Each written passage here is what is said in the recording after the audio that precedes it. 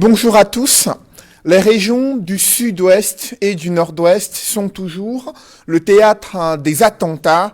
Des engins explosifs improvisés sont positionnés à l'entrée des marchés et sur les routes empruntées par des militaires. L'intervention des forces de défense et de sécurité a permis de désamorcer certains explosifs, mais l'insécurité grandissante est révélatrice de l'enlisement d'un conflit armé hautement préoccupant pour la communauté internationale.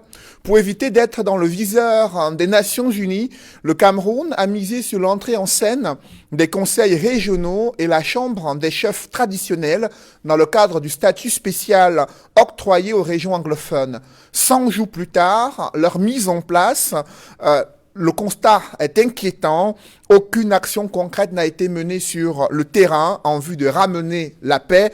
Certains représentants du commandement traditionnel dans le sud-ouest déplorent le manque criard de ressources financières et matérielles pour jouer leur rôle et assumer leur mission. Après 4 ans d'opérations militaires face aux irrédentistes et séparatistes, quel est le bilan ? Pourquoi la voie pacifique de résolution de la crise a-t-elle été abandonnée ? Quel est l'impact de ce statut spécial sur la gouvernance locale dans les régions anglophones, alors que la pression américaine et l'attitude française peuvent-elles influencer le cours des choses au Cameroun, alors que le Cameroun dépense chaque mois des centaines de millions de francs CFA pour les opérations militaires menées sur différents fronts? Des ordonnateurs des fonds Covid sont éclaboussés dans une affaire de malversation financière, selon l'audit de la Chambre des comptes au Cameroun. Plusieurs membres du gouvernement ont reçu d'importantes enveloppes budgétaires pour renforcer l'opérationnalisation de la stratégie de riposte contre la pandémie du coronavirus. Quelles sont les conséquences d'une enquête judiciaire tant attendue?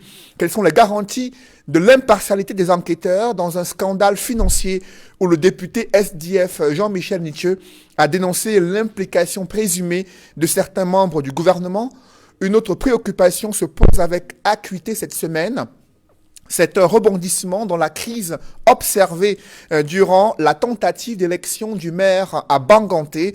Après 2 échecs et l'existence de multiples candidats au poste de maire, le chef de la délégation départementale du RDPC dans le Ndé exhorte le préfet à organiser d'ici le 19 mai 2021 une nouvelle session de plein droit afin que l'élection du maire se tienne dans un climat désormais apaisé, dit-il, dans une correspondance adressée à l'autorité administrative. Claubert Tchatat, un membre titulaire du comité central du parti au pouvoir, affirme que sa hiérarchie a instruit que le calme et la discipline soient de rigueur afin que soient mis en œuvre les conclusions des consultations internes organisées le dimanche 2 mai 2021.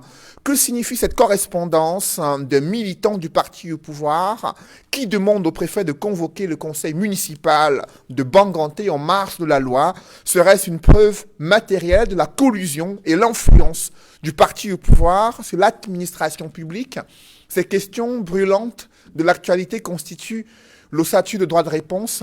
Mesdames, Messieurs, bienvenue dans cette émission où le choc des idées fait jaillir la lumière. Et pour cette nouvelle édition de droit de réponse, je reçois sur ce plateau Christian Massouma, cadre militant du mouvement pour la renaissance du Cameroun. Christian, bonjour. Bonjour Cédric et bonjour particulier à tous les téléspectateurs de droit de réponse. Je voudrais adresser ce dimanche mes salutations fraternelles et patriotiques à l'ensemble de nos cadres et de nos militants qui restent incarcérés dans les geôles du pays. Je veux penser au professeur Ofogué, je veux penser au coordonnateur Pascal Zamboué, je veux penser à Bibi Onissak et à tous les autres militants incarcérés justement. Et nous espérons que finalement ce régime comprendra que ce n'est pas en nous traitant avec de la baïonnette qu'ils réussiront à nous faire taire. Merci d'être avec nous ce dimanche. En face de vous, sur le plateau de droit de réponse, le professeur Jacqueline Koyok, communicante du RDPC, le parti au pouvoir. Madame Jacqueline Koyok, bonjour. Bonjour Cédric, et merci de me permettre de partager ce plateau avec les copanélistes de renom que je connais déjà. Et je pense que nous allons arriver à éclairer beaucoup de nos concitoyens. Merci d'être avec nous ce dimanche sur le plateau de Droit de Réponse. Un avocat au barreau du Cameroun, conseiller juridique régional du SDF pour le littoral, maître Achille Ledjo. Bonjour. Bonjour mon cher Cédric, bonjour Copanel. Bonjour également à tous les fidèles de ce programme. Salutations militantes à tous mes camarades combattants SDF qui nous regardent également. Je profite également de cette tribune pour adresser mes chaleureuses salutations comme ça là à Sa Majesté Chouakemajou Vincent, c'est le chef supérieur des Bazous. Sur le plateau de Droit de Réponse ce dimanche, il est encore avec nous, lui qui est éditorialiste au quotidien La Nouvelle Expression, consultant sur Droit de Réponse, Edmond Cambien. Edmond, bonjour. Bonjour Cédric Moufélé, bonjour à tous les co-panélistes. Je renouvelle mes amitiés aux millions de téléspectateurs fidèles de cette émission, ainsi que ma sincère affection. Je saisis cette opportunité pour demander aux Camerounais, de l'intérieur comme de l'extérieur, d'être encore plus unis, parce que aujourd'hui, c'est le début de la semaine qui va conduire à la fête de l'unité nationale. Il faudrait que les Camerounais soient main dans la main, malgré les guerres auxquelles nous sommes confrontés dans plusieurs régions du pays. Et il faut lire et relire le message de la symbolique forte que le Seigneur nous a apporté ces jours-ci, à travers la coïncidence entre la fête de l'Ascension et la fête de fin de Ramadan. Edmond Cambia, ce n'est pas vraiment l'unité au sein du conseil municipal de Banganté dans le département du Ndé, après 2 échecs durant l'organisation d'une session en visant à désigner, à élire le maire. Il y a cette correspondance de Claubert Katat qui se présente comme chef de la délégation départementale du RDPC dans le Ndé, correspondance adressée à l'autorité administrative dans laquelle il demande à l'autorité administrative de convoquer une session de plein droit pour l'organisation de l'élection du maire. Comment appréciez-vous une telle attitude? Alors, il faut dire que cette correspondance qui fait le tour, n'est-ce pas, des réseaux sociaux, de l'ancien ministre Claubert Katat, qui est membre titulaire du comité central du RDPC, à l'endroit, n'est-ce pas, du préfet du département du Ndé, où il lui demande de bien vouloir, n'est-ce pas, convoquer pour le 19 mai prochain, la veille du 20 mai, n'est-ce pas, la session de plein droit qu'il avait ajournée précédemment, nous suggère une ou 2 analyses. En tout cas, nous nous rendons compte que le fait que ce soit un membre du RDPC, membre du comité central, n'est-ce pas, du parti au pouvoir, qui fasse une telle correspondance à un ministre, à un préfet, à une autorité administrative en fonction, suggère vraiment beaucoup de réflexions, parmi laquelle celle-ci. Le Cameroun est-il un parti-État ou un État-parti? Il me semble que non. Parce que le Cameroun, l'État du Cameroun, l'État est au-dessus des partis. L'État est au-dessus des formations partisanes, y compris le parti au pouvoir.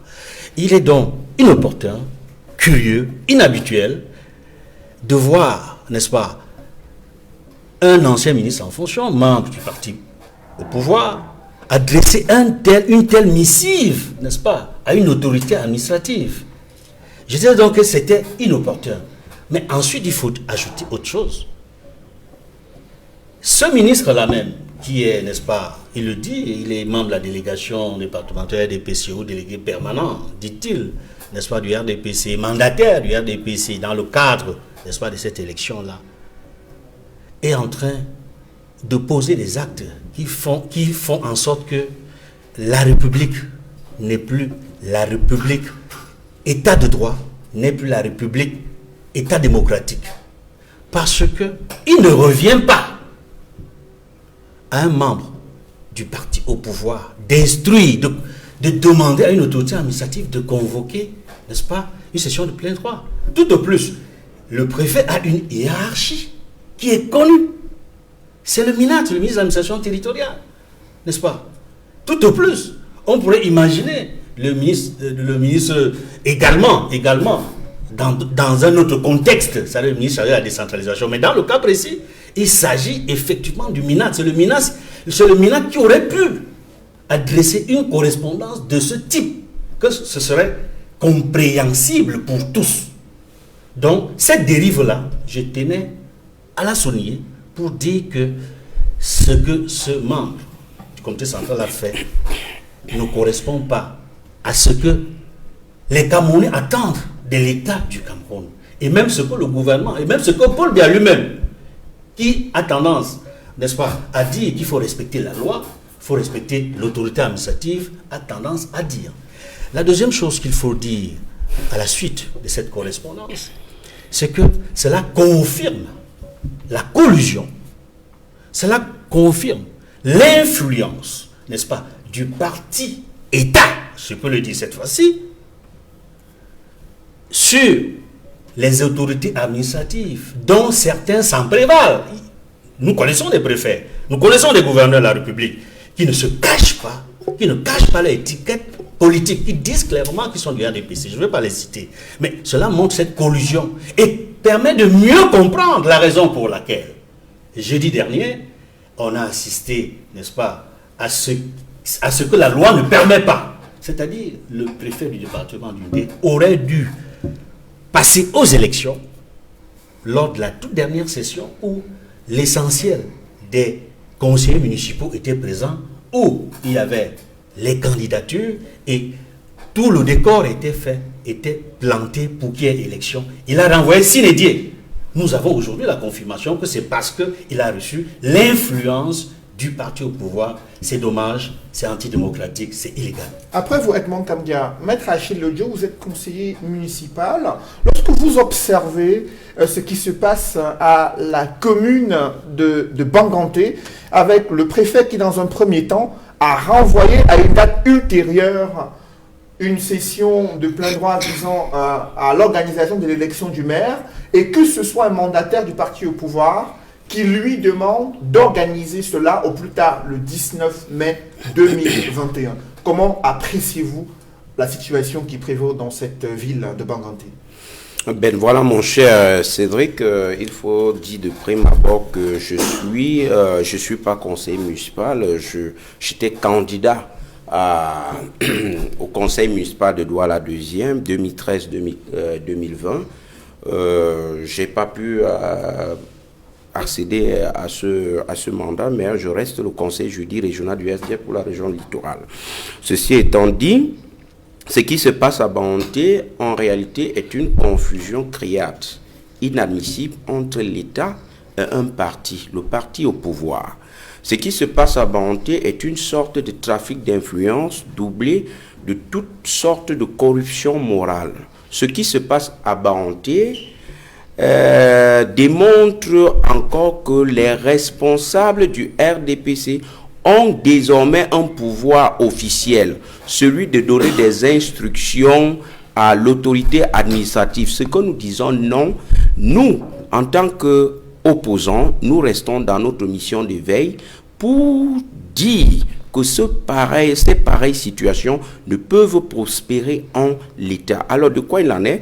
Nous pensons qu'à Banganté, il s'agit tout simplement, mesdames et messieurs, de faire nette application de l'article 205 du Code général des collectivités territoriales décentralisées qui prescrit qu'en cas de démission ou de décès d'un maire, alors que l'on procède à son remplacement par l'élection d'un nouveau maire.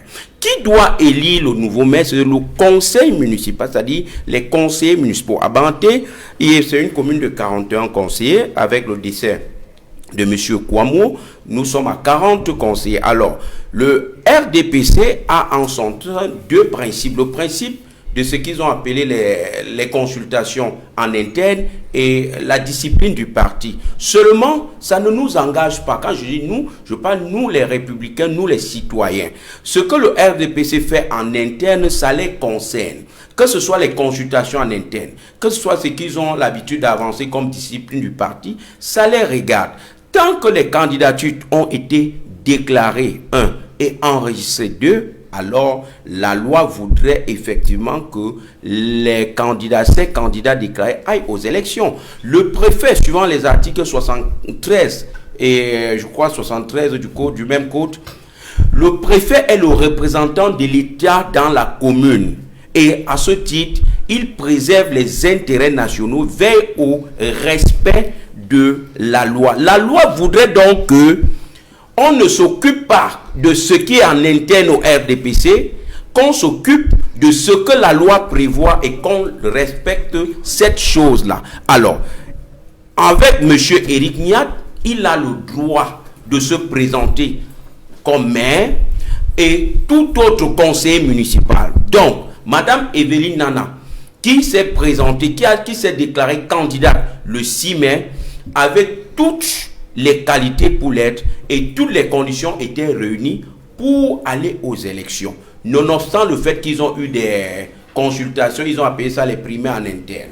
Et ça s'est passé, chers téléspectateurs, ça s'est passé ici, dans le littoral, et plus particulièrement dans l'arrondissement de Douala 3e, où le SDF, ma formation politique, avait un candidat déclaré. Ce candidat, ayant été présenté à monsieur le préfet Duvoury, a été concurrencé par un autre candidat qui s'est spontanément déclaré. Et qu'est-ce que le préfet a fait à l'époque? Qu'est-ce qu'il a fait? Le préfet a fait une nette application de la loi. C'est-à-dire, le préfet a dit, ce qui est au SDF ne nous engage pas. Lui, il enregistre la candidature et passe aux élections pour les deux, puisqu'il s'agissait de l'élection d'un des adjoints au maire, où deux candidats du SDF se sont présentés. Alors qu'il y avait le candidat déclaré du parti, le mandataire du parti, je parle bien de l'Oroma Jean-Michel Nietzsche qui était là avec la lettre d'accréditation d'investiture, autant pour moi, de ce camarade-là. Et le préfet a dit, s'il y a un autre candidat, il passe aux élections. Et il est allé aux élections. Laissez-moi vous dire que le candidat du parti n'est pas passé. C'est le candidat qui spontanément déclaré, qui a été plébiscité, et aujourd'hui, il est adjoint au maire. Alors, donc, dans le cas d'Undé, on voit un préfet qui demande plutôt au RDPC d'aller vers l'apaisement et qui reçoit en retour une correspondance d'un mandataire du parti au pouvoir qui l'instruit d'organiser les élections. Comment appréciez-vous l'attitude de ces autorités administratives selon les cas? Je dis le préfet d'Undé est passé à côté de la chose. Le préfet d'Undé est passé à côté de l'occasion qui lui a été donnée de se présenter comme le patron de ce département, parce qu'aujourd'hui il est à la solde des prébendes, d'une prébende qui prend Baranté en otage. Le préfet n'est pas là pour assurer l'ordre ou alors le respect des textes du RDPC. Le préfet est là pour s'assurer du respect des textes et lois de la République. Le préfet n'est pas là pour que le RDPC puisse compter sur lui afin que la discipline du parti puisse être respectée. Nous disons non. Voilà pourquoi moi je tire à boulet rouge sur ce préfet en disant tout simplement que ça, c'est encore une légèreté blâmable. Le préfet, les deux candidatures déclarées, le préfet devrait tout simplement aller aux élections. Le fallacieux prétexte de trouble ou de risque de trouble à l'ordre public, je dis bien il est fallacieux et ne passe pas en espèces. Pourquoi? Parce que le préfet a les pouvoirs légaux de requérir toutes les forces de maintien de l'ordre pour faire ce qu'il a à faire. Donc, le préfet n'est pas là pour assurer l'ordre ou alors le règlement intérieur du RDPC. Le préfet est là pour assurer les textes et règlements, les lois et règlements de la République. C'est pas moi qui le dis, c'est l'article 73 qui le dit. Alors, l'ayant fait, je conclus tout simplement que ce préfet participe de ce que l'élite Baranté veut tuer ce département. Depuis quand l'élite, quand on parle même de l'élite, on essaie d'être généraliste. Depuis quand un responsable du RDPC doit donner des ordres, des instructions à un préfet? Je le répète, si moi j'étais dans le conseil municipal de Baranté, j'aurais donné une citation directe à ce préfet. Et tant que les préfets comprendront que sur le plan pénal, ils peuvent être poursuivis, alors ils doivent essayer de se maintenir pour on parlera justement. Je veux dire pour que force reste à la loi, parce que ça ne peut pas se passer ainsi. Il faut que ces préfets comprennent qu'ils ne sont pas là pour le RDPC. Il faut faire un distinguo entre l'État qu'il est censé assurer l'unité, puisque le préfet dans la commune est là pour garantir le principe unitaire. Ça, c'est plus technique. On va en parler tout à l'heure, Maître Achille Lodjo. On a compris. On va en parler tout à l'heure. Permettez à d'autres de pouvoir réagir. Professeur Jacqueline Koyok, le préfet du ND qui reçoit une correspondance d'un mandataire de votre parti politique, lui instruisant d'organiser une nouvelle élection du maire avec même une date qui a été suggérée et en garantissant qu'il y a un climat désormais apaisé au sein du conseil municipal. Est-ce que c'est le rôle du mandataire du RDPC de s'adresser à un préfet pour l'organisation de l'élection de maire à Banganté? Bon, d'après ce que j'ai suivi tout à l'heure, je me dis qu'il nous faut d'abord restituer les faits et les placer dans un contexte. Nous sommes à Banganté, dans une commune RDPC, qui a 100% les militants, les conseillers municipaux sont 100% RDPC. En France ou ailleurs, on aurait simplement désigné un autre maire à la place de celui qui est décédé. On désigne parce que c'est à l'intérieur d'un même parti. Bon, mais maintenant, il arrive que le préfet qui représente l'État, vous-même, vous ne savez pas quel est le rôle de ce préfet. Il représente l'État. Il n'est pas là pour organiser l'élection. Et vous savez qu'un maire n'est pas choisi au hasard. Le RDPC a le droit de proposer à ses militants, parce que tous ces militants sont les militants du RDP, de proposer à ces militants un candidat qu'il estime apte à gérer. Tout le monde peut être conseiller municipal, mais tous les conseillers ne sont pas capables de manager, de gérer une mairie. Donc je pense qu'on peut quand même donner, puisque la loi du Cameroun dit que pour être maire, il faut être investi par un parti. Donc, le parti, écoutez bien. Je vous en prie, permettez qu'elle aille jusqu'au bout. Il faut être investi par un parti. Vous ne pouvez pas me montrer un seul maire au Cameroun sorti de la société civile ou d'ailleurs. Mais la même loi dit qu'au sein d'un conseil municipal, tous ceux qui aspirent à être chef de l'exécutif peuvent aussi poser la candidature. C'est ce qui est arrivé dans le cas de la mairie de Banganté. Ils peuvent, parce que le maire décédé était investi. Donc, si on peut respecter le principe du parallélisme des formes, celui-ci qui doit le remplacer devrait aussi normalement être investi. Mais j'ajoute encore que c'est une mairie, une commune 100% RDPC. Je veux que les gens respectent le RDPC en tant que parti organisé. Mais est-ce que le RDPC respecte les lois en vigueur au Cameroun? Là, est-ce que c'est un mandataire du parti au pouvoir, je vous en prie, est-ce que c'est un mandataire du parti au pouvoir qui n'est pas membre du conseil municipal de s'adresser au préfet pour lui dire « Monsieur le préfet, vous devez organiser des élections au plus tard le 19 mai 2021 ». Vous avez bien dit ici qu'il est coordonnateur départemental. Donc, il est dans son rôle. Il est coordonnateur départemental de ce parti. Et si dans le Vouri, lorsqu'il y a une élection de ce genre, c'est la coordination qui supervise. Le représentant de l'État, il est là pour s'assurer que les choses se déroulent bien.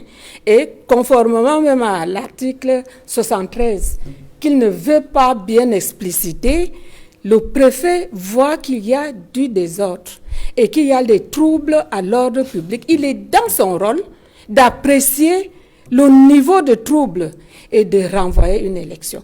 Et maintenant, le coordonnateur départemental du RDPC est aussi dans son rôle, parce que nous savons, nous, au sein du RDPC, que les primaires ont toujours apporté beaucoup de désordre. Parce que n'importe qui veut devenir maire, mais un parti doit avoir sa discipline et ses règles qui doivent être respectées. Si quelqu'un ne veut pas respecter les règles d'un parti, il est libre. Parce que vous savez qu'au Cameroun, chacun est libre de créer son parti. Nous en avons 330 déjà. Donc, si vous êtes dans le RDPC, vous suivez les règles du RDPC. Et je me dis que le coordonnateur départemental, M. Claubert Tchata, est dans son rôle. Et le préfet était aussi dans son rôle parce qu'il a vu des tensions de part et d'autre. Et vous avez précisé qu'il demande que le choix qui avait été fait, je crois, 21... Le 2 mai. Le 2 mai soit respecté parce que je ne sais pas pourquoi les gens doivent s'entre-déchirer alors qu'il y a déjà un candidat qui avait été désigné. Donc le mandataire du RDPC est en train d'instruire au préfet qu'il faudrait que ce soit Éric Niat qui soit désigné. S'il y a un autre candidat, il va encore reporter l'élection, selon vous. Si notre candidat se présente au sein du conseil municipal, s'il venait à être organisé, il va encore reporter pour attendre l'apaisement sans le parti au pouvoir. Le mot instruire est très fort. J'ai dit que c'est en tant que responsable du parti dans ce département, il a suggéré, puisqu'il a été présent, ce préfet aurait dû entériner cette élection. Le premier jour, il ne l'a pas fait, vous-même vous l'avez dit ici, même s'il l'avait fait avec 16 conseillers qui se sont présentés, parce que le quorum n'a pas été atteint, à la prochaine session, même si le quorum n'est pas atteint, il devait le faire. Vous-même vous avez dit, il ne l'a pas fait. Donc je crois que le représentant du RDPC est dans son rôle de lui dire, revenez à ce que vous n'avez pas pu faire et laissez passer le candidat qui avait été désigné par ses camarades. Donc à ce moment, le préfet n'est plus un arbitre neutre.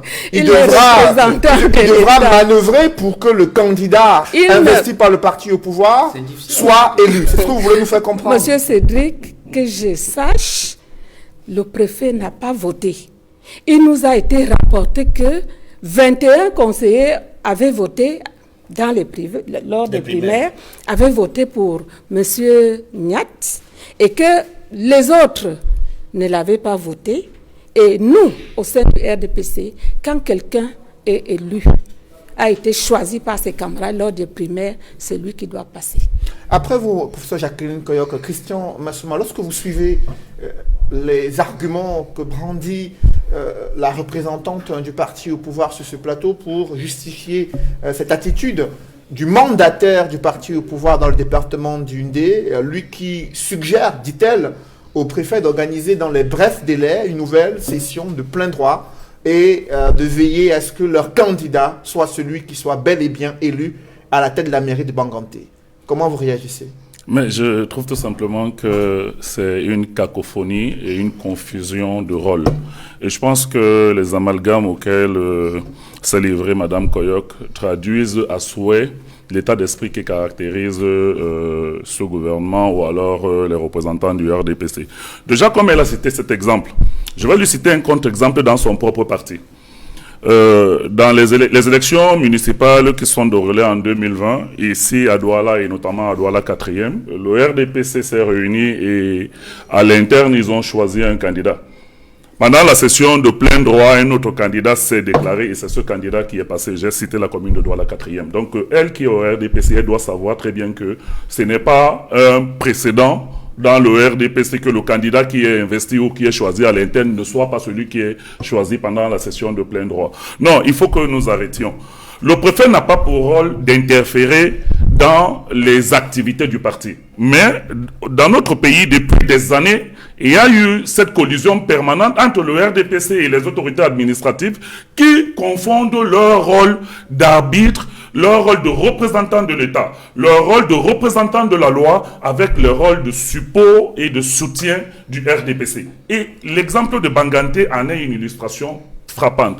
Le préfet aurait dû se borner à appliquer la loi et à mener cette session de plein droit jusqu'au bout pour que le maire qui est désigné soit désigné, indépendamment des soubresauts internes au RDPC qui ne concernent à rien l'application de la loi. Mais le pays dans lequel nous vivons, et depuis quelques décennies, malheureusement avec la gouvernance de M. Biya, nous a habitués à ce qu'on soit dans une confusion totale entre l'administration et le parti État RDPC, parce que personne n'arrive à appliquer véritablement la loi sur le terrain. Et le RDPC, comme ils se disent généralement parti au pouvoir, elle a dit tout à l'heure, c'est une commune à 100% RDPC. Ils confondent leur rôle de parti politique avec le rôle des autorités administratives. Il ne vous revient pas d'adresser une telle correspondance au préfet. Il ne vous revient pas de donner les modalités, d'avancer des dates pour l'organisation d'une élection interne. Il revient juste au préfet d'appliquer la loi. C'est tout ce qu'on lui demande, c'est son rôle. Donc, malheureusement, Cédric, je suis en train de le déplorer comme tous les autres Camerounais.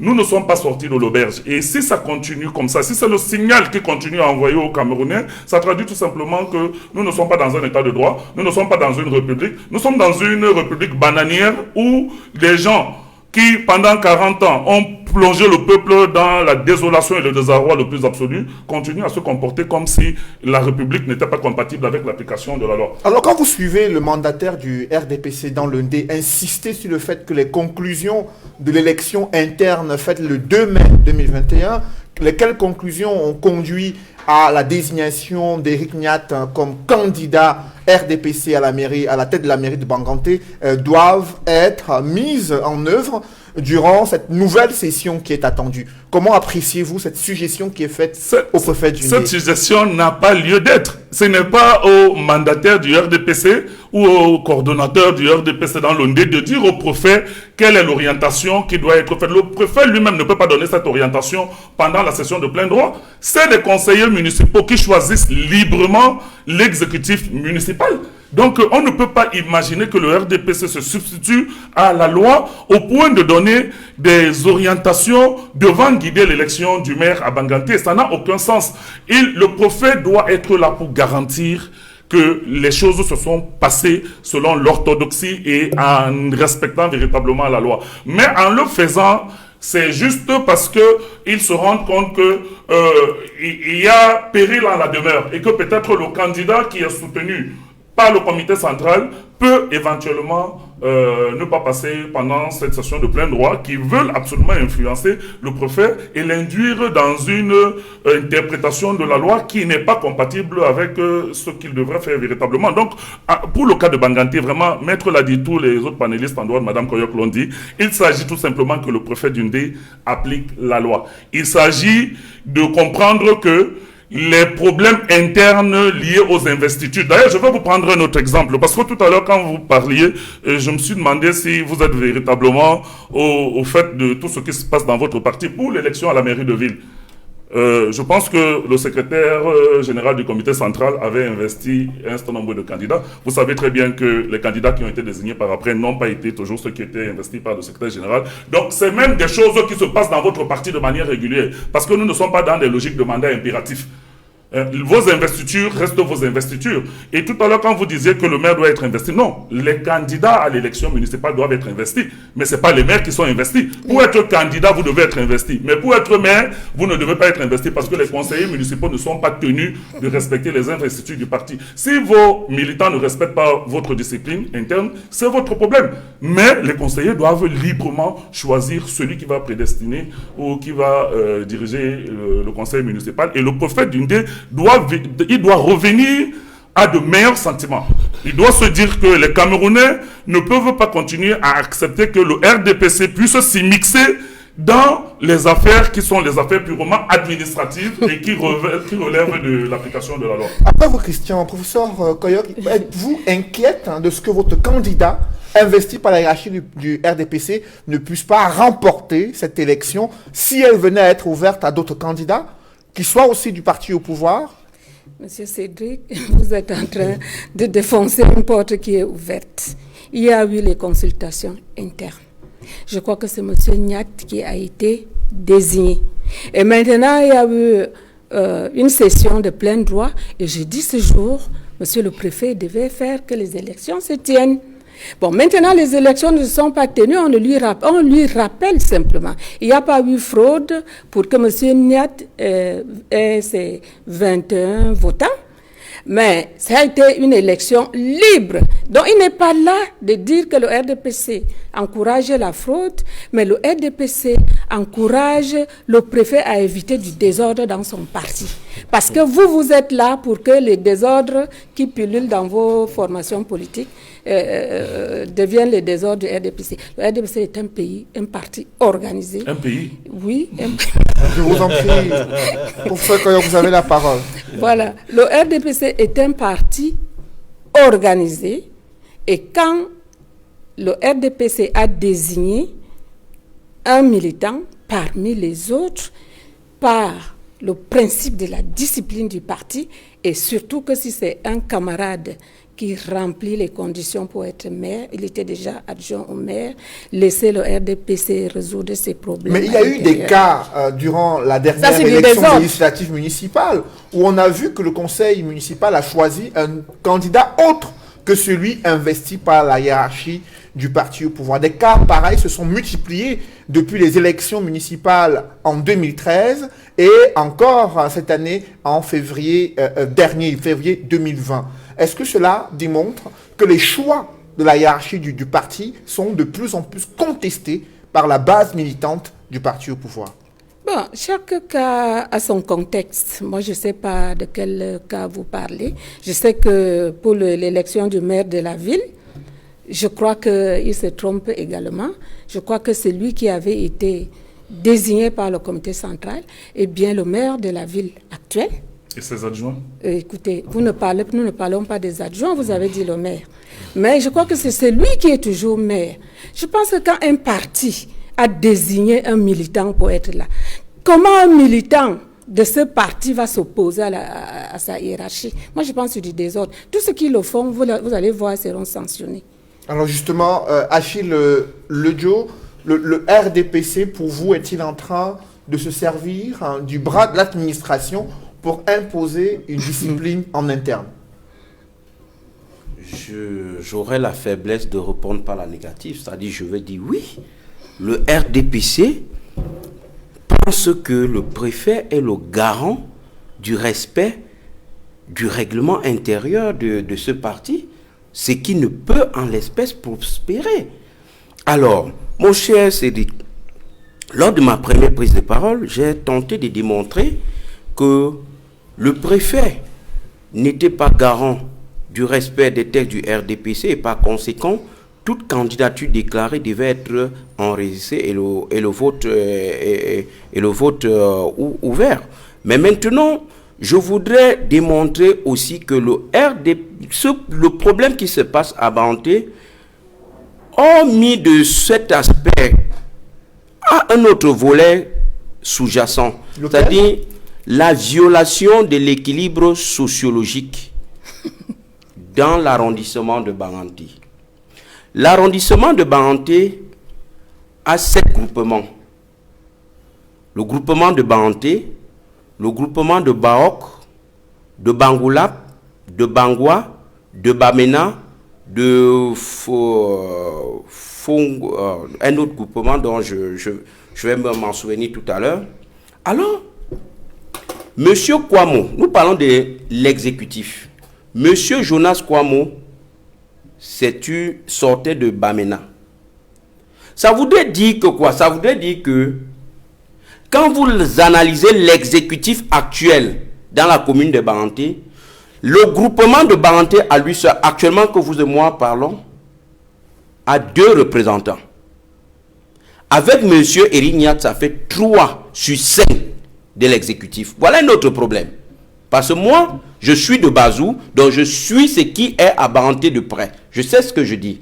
Alors, le représentant du RDPC a parlé de parallélisme et des formes. Je suis d'accord avec elle, mais seulement que le parallélisme des formes voudrait que ce mandat retourne à Bamena. C'est-à-dire que c'est un ressortissant de Bamena qui devait être maire. Pas un maire du groupement de Banté. Le dernier groupement, c'est Banga Fokam. Le dernier groupement, donc, mais pourquoi il y a une insistance donc à ce que cette candidature investie par le parti au pouvoir soit celle qui puisse passer malgré les ambitions des autres conseillers municipaux à Banganté? Non, je démontre ceci là. La hiérarchie du RDPC voudrait que c'est la candidature de M. Niat qui passe, c'est-à-dire un natif du groupement Baranté. Et les conseillers municipaux qui sont du coin, qui savent ce qui se passe, sont contre cette désignation, ce choix de la hiérarchie.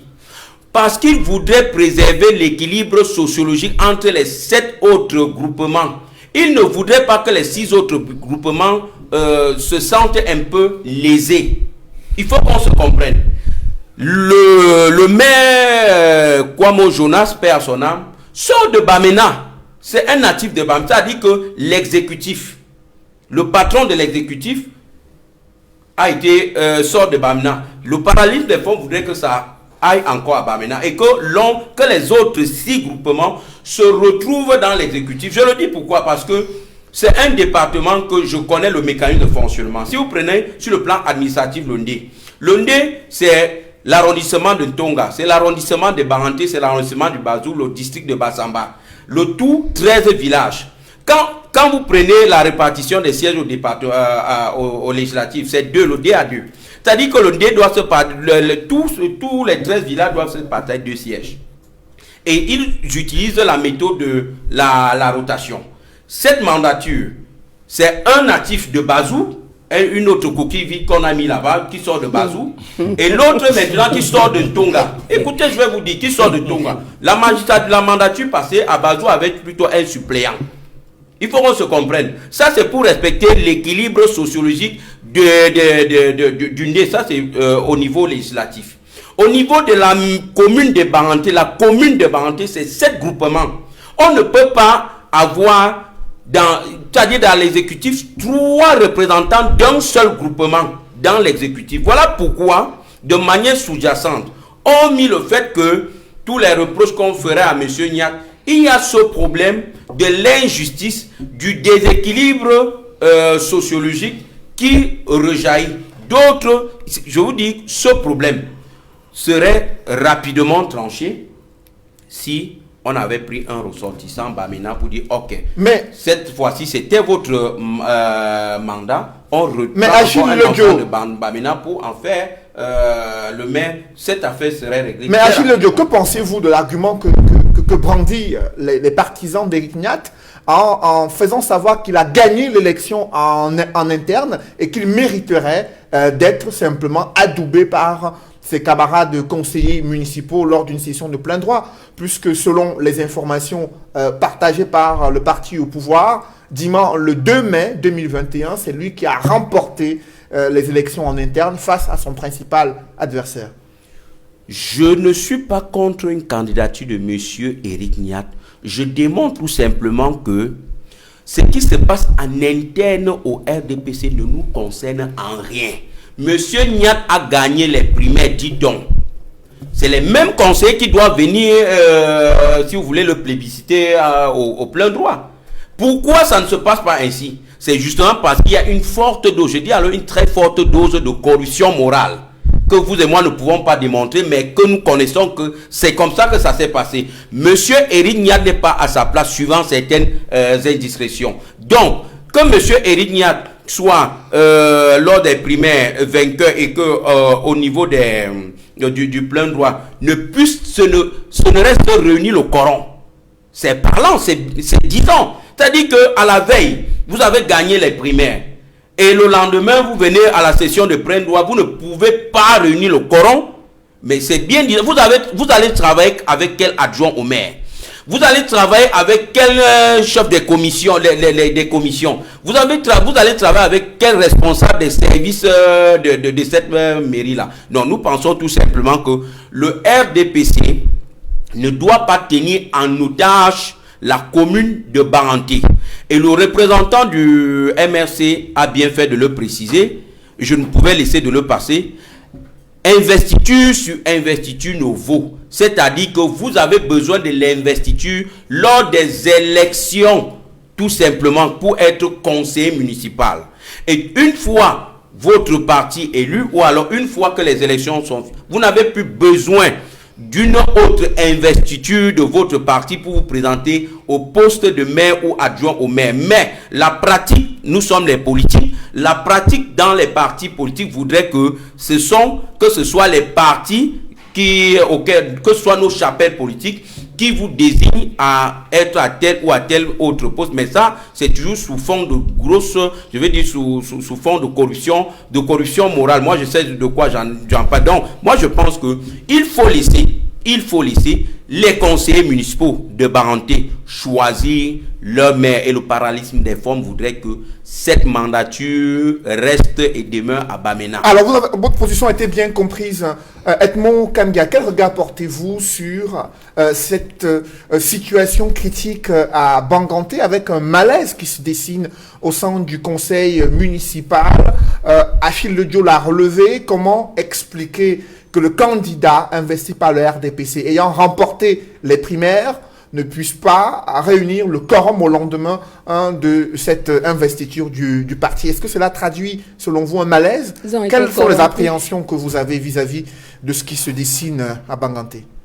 D'après les informations que nous avons, cela démontre à suffisance qu'il y a un véritable malaise à Banganté, notamment à la commune d'arrondissement de Banganté. Il y a un véritable malaise qui permet de mieux comprendre et de lire par leurs actes ou leurs attitudes le comportement des conseillers municipaux du RDPC, qui affichent ce que j'appellerais une véritable résistance, une résistance active. Pour mieux comprendre cette résistance active, il faut rentrer dans cette commune-là pour mieux comprendre tout ce qui se passe. Nous avons des reporters là-bas qui nous envoient des informations, qui font état de ce que Maître Le Dio a dit tout à l'heure, la frustration des autres communautés appartenant à la commune d'arrondissement. C'est-à-dire que les autres groupements, comme il y a 7 chefferies là-bas, les autres groupements sont mal à l'aise que ce soit toujours un seul qui s'approprie l'essentiel, n'est-ce pas, de la gestion du bureau exécutif communal. Et qui plus est, une famille qui a déjà par son pater, par son père, le poste important de deuxième personnalité de la République. Et ce n'est pas rien. Certes, Éric Niang a pu, dans le passé, obtenir, n'est-ce pas, la fonction d'un des adjoints au maire, qui lui donne quand même une certaine expérience. Mais le fait que les autres ressortissants, n'est-ce pas, de cette commune d'arrondissement de Baranté ne soient pas d'accord pour que ce soit toujours presque les mêmes, ou alors qu'on ne tienne pas compte de l'équilibre sociologique qui a été évoqué tout à l'heure, ça dérange. Mais je voudrais davantage insister sur un point. Madame Koyok, tout à l'heure, quand elle a terminé son propos, elle disait que ces conseillers municipaux qui affichent la résistance seront sanctionnés. Je voudrais rassurer, pour ceux qui ne le savaient pas, que la loi est très claire. Tout mandat impératif est nul. C'est-à-dire que si les conseillers municipaux qui affichent la résistance persistent jusqu'au bout, même s'ils sont sanctionnés au sein du parti, leur mandat court jusqu'à la fin. Ils vont terminer leur mandat. Ça ne fait rien. Ils vont terminer leur mandat de conseiller municipal. Pour ceux qui vont persister à être candidats à la mairie, et s'ils gagnent, vont occuper le fauteuil de maire ou de maire adjoint. C'est-à-dire en dépit du fait que la discipline de vote, en dépit du fait qu'ils auront passé outre la discipline de vote. Et je tiens à dire ici que la loi n'oblige pas le conseiller municipal élu. La loi n'oblige pas le conseiller municipal élu à respecter la discipline de vote. Aucune loi qui existe. La loi... Permettez, Madame Koyok, quand vous parlez, je ne vous empêche pas de développer. Dès lors que le candidat investi par le parti a été élu, tout mandat impératif est nul. Il est libre d'être candidat à un poste au niveau de l'exécutif communal, même en violation de la discipline de vote. S'il y a élection et qu'il gagne, il sera maire ou maire adjoint et il va terminer son mandat, même s'il est sanctionné au niveau interne du parti. Ça, c'est important. C'est pour dire, dans les premières leçons à retenir dans cette affaire, dans ce malaise de Baranté, que le premier fautif, c'est le préfet du département d'Undé. Il n'aurait jamais dû ajourner sine die le dernier conseil de plein droit, la session de plein droit, il aurait dû passer immédiatement au vote en application de la loi, qu'il aurait joué son rôle, tout son rôle et rien que son rôle. Maintenant que le malaise s'est renforcé, il lui revient, lui le préfet, de ne pas attendre trop longtemps pour organiser une autre session de plein droit. Parce que rien n'explique le fait qu'il ait ajourné sine die ce conseil de plein droit. Le plus tôt possible, il doit organiser, il doit convoquer, pas en suivant les instructions ou les suggestions ou les propositions d'un membre titulaire du comité central qui n'est pas son chef hiérarchique. Ça, je le dis, monsieur le préfet d'Undé. Le RDPC, aucun membre du RDPC, fût-il membre du comité central du RDPC, n'est votre chef hiérarchique. Votre chef hiérarchique, c'est le ministre de l'administration territoriale. Et vous le savez très bien, monsieur le préfet d'Undé. Jouez votre rôle. Ne vous laissez plus influencer par le parti au pouvoir. Parce que toute la nation vous regarde. On a cité des exemples où certains de vos collègues dans d'autres départements ont joué de leur rôle, tout leur rôle, et nous les respectons parce qu'ils ont respecté la légalité. Et votre rôle, monsieur le préfet d'Undé, c'est de faire appliquer la loi. Rien que la loi. Je voudrais également dire, avant de chuter, après avoir évoqué ce principe cher du fait que tout mandat impératif est nul, parce que ça a toute une histoire dans ce pays.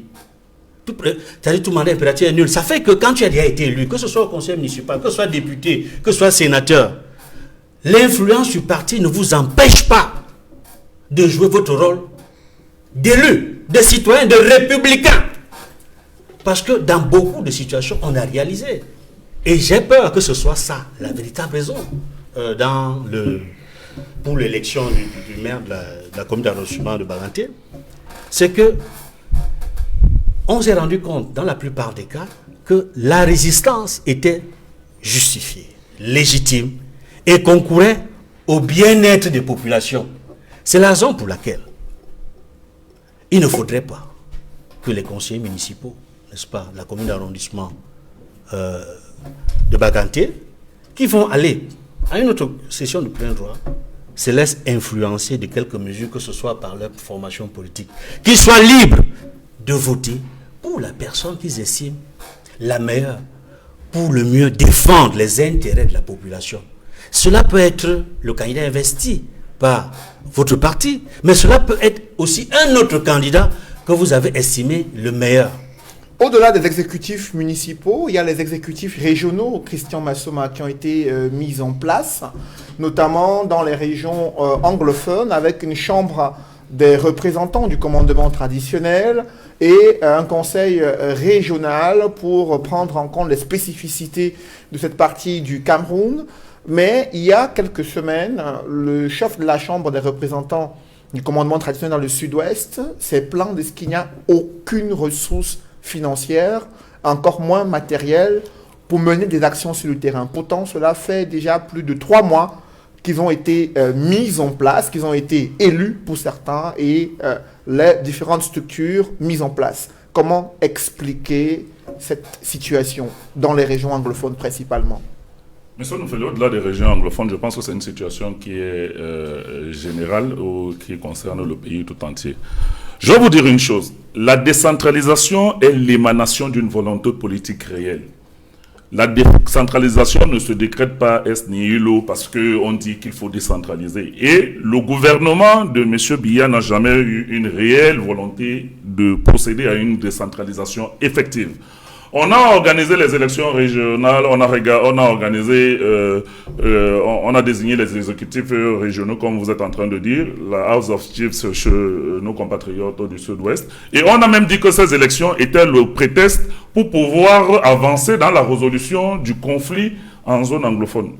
Force est de constater 3 mois après que personne ne peut nous dire quelle action et de quels moyens disposent véritablement ces institutions pour pouvoir faire avancer la politique gouvernementale en matière de décentralisation. Donc, c'est encore une esbrouffe, une entourloupe de plus de la part du système du RDPC en place, qui veut continuer à endormir les Camerounais et n'a aucune volonté à restituer le pouvoir aux populations locales, à restituer une autonomie réelle aux régions de manière en sorte qu'elles puissent impulser leurs projets de développement et prendre en compte les aspirations de leur population. Donc, moi, je ne suis pas surpris parce que je savais très bien que, compte tenu même de l'impasse financière dans laquelle nous nous trouvons aujourd'hui dans ce pays, qu'il sera très difficile de financer les exécutifs régionaux. Parce que on ne peut pas être sinistré économiquement dans deux zones et qu'on reparte peut-être au principe de solidarité qui veut que les régions qui sont encore actives sur le plan économique dans notre pays,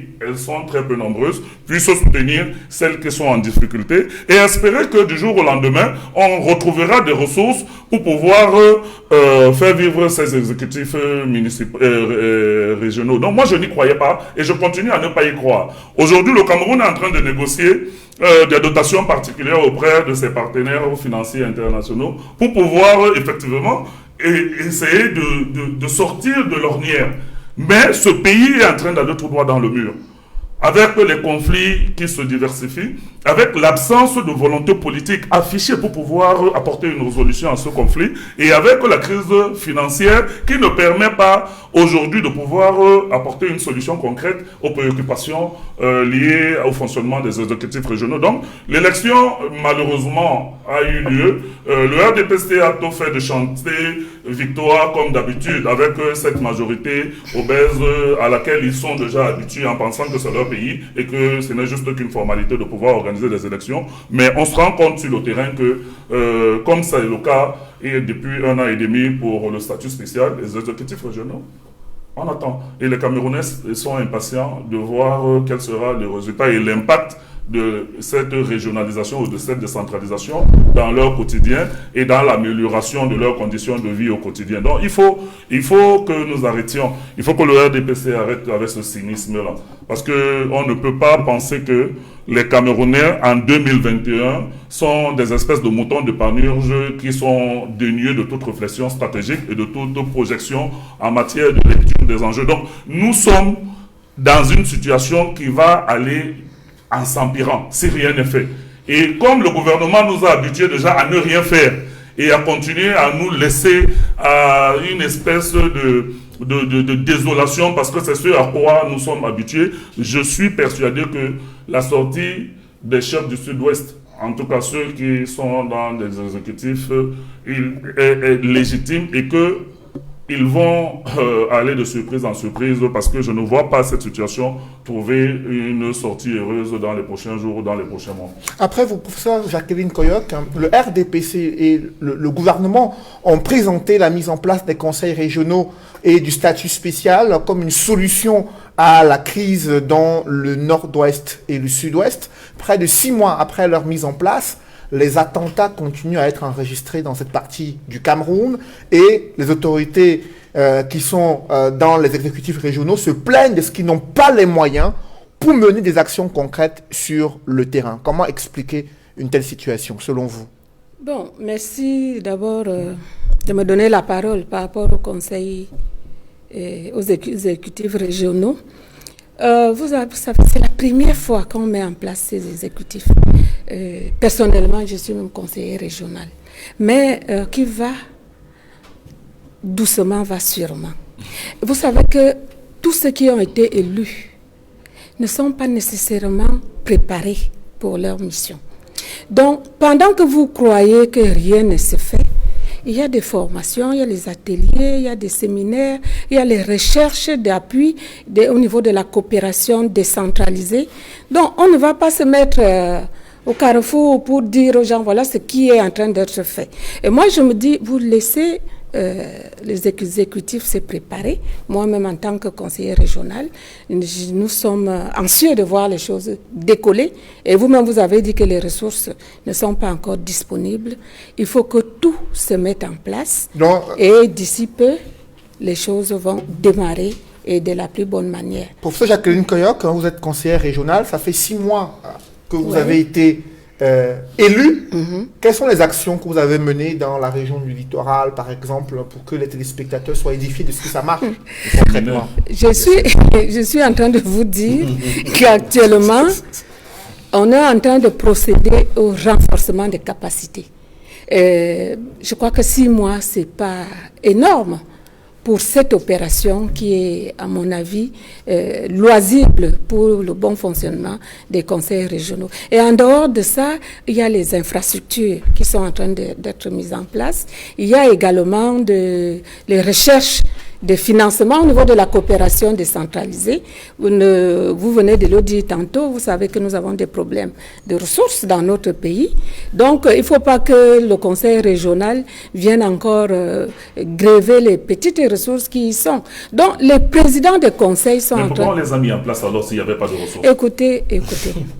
Je suis en train de dire, les conseils sont là, vous ne pouvez, puisque je suis là à côté de vous en chair en os, je suis conseiller régional. Quelles sont les actions Je vous en prie, elle a la parole, permettez-lui d'aller jusqu'au bout. Quelles sont les actions qui sont en train d'être menées? Je vous dis que nous sommes en train de préparer le plan d'action, préparer les budgets et tout le reste. On ne peut pas faire comme au quartier. On nomme, on élit les conseillers régionaux. Une semaine après, vous commencez à bricoler du n'importe quoi. Laissez les conseillers régionaux. Mais en principe, ces différents conseillers régionaux ont été élus sur la base d'un programme. Et la loi prévoit les missions et les compétences des différents exécutifs régionaux. Comment comprendre que vous soyez encore en formation et renforcement des capacités plus de 6 mois après la mise en place? Et les populations, qu'est-ce qu'elles font? Je ne sais pas comment vous comprenez l'élaboration des plans de développement local. Parce que ce n'est pas un décret, ce n'est pas le Premier ministre, ce n'est pas le ministre de la décentralisation, ce n'est pas le président du conseil régional. Il faut mener des études sur le terrain, il faut comprendre l'environnement dans lequel on travaille, il faut renforcer les capacités parce que ce développement local va réussir s'il y a des bonnes approches participatives. Il faut arriver à impliquer tout le monde dans le processus de développement. Donc ce n'est pas une affaire d'aller s'asseoir et applaudir, non. Mais il faut préparer les populations à participer à leur propre développement. On ne décrète pas le développement des populations, on fait avec les populations. Je vous ai dit qu'il y a un travail qui est en train d'être fait et d'ici quelques temps, vous allez voir sortir de l'ornière ce que vous recherchez et tout le monde saura que le conseil régional dans chaque région est opérationnel. Maître Achille Ledjo, est-ce que cette démarche vous convainc? Des formations, des séminaires de renforcement des capacités des différents conseillers régionaux, au moment où dans le sud-ouest et le nord-ouest, il y a un conflit armé qui fait rage depuis 4 ans? Mon cher Cédric, il faut dire que véritablement le RDPC a mis ce pays à genoux, sincèrement. Après avoir élu les conseillers régionaux, on vous dit aujourd'hui qu'ils sont encore entrés à l'école pour étudier ce dont ils étaient censés faire. Vous avez lu la déclaration de foi de Madame Jacqueline Collot quand elle se présentait? C'était formidable, sa déclaration de foi. Je sais de quoi je parle. C'était formidable. Ça fait rire, mais malheureusement, c'est-à-dire pour moi, c'est lamentable. Ce pays est à genoux à cause d'un parti qu'on appelle le RDPC, qui ne parvient pas véritablement à comprendre qu'il doit être au service de la population. Nous gérer avec condescendance, mépris, affamer le peuple. Voilà l'agenda du RDPC.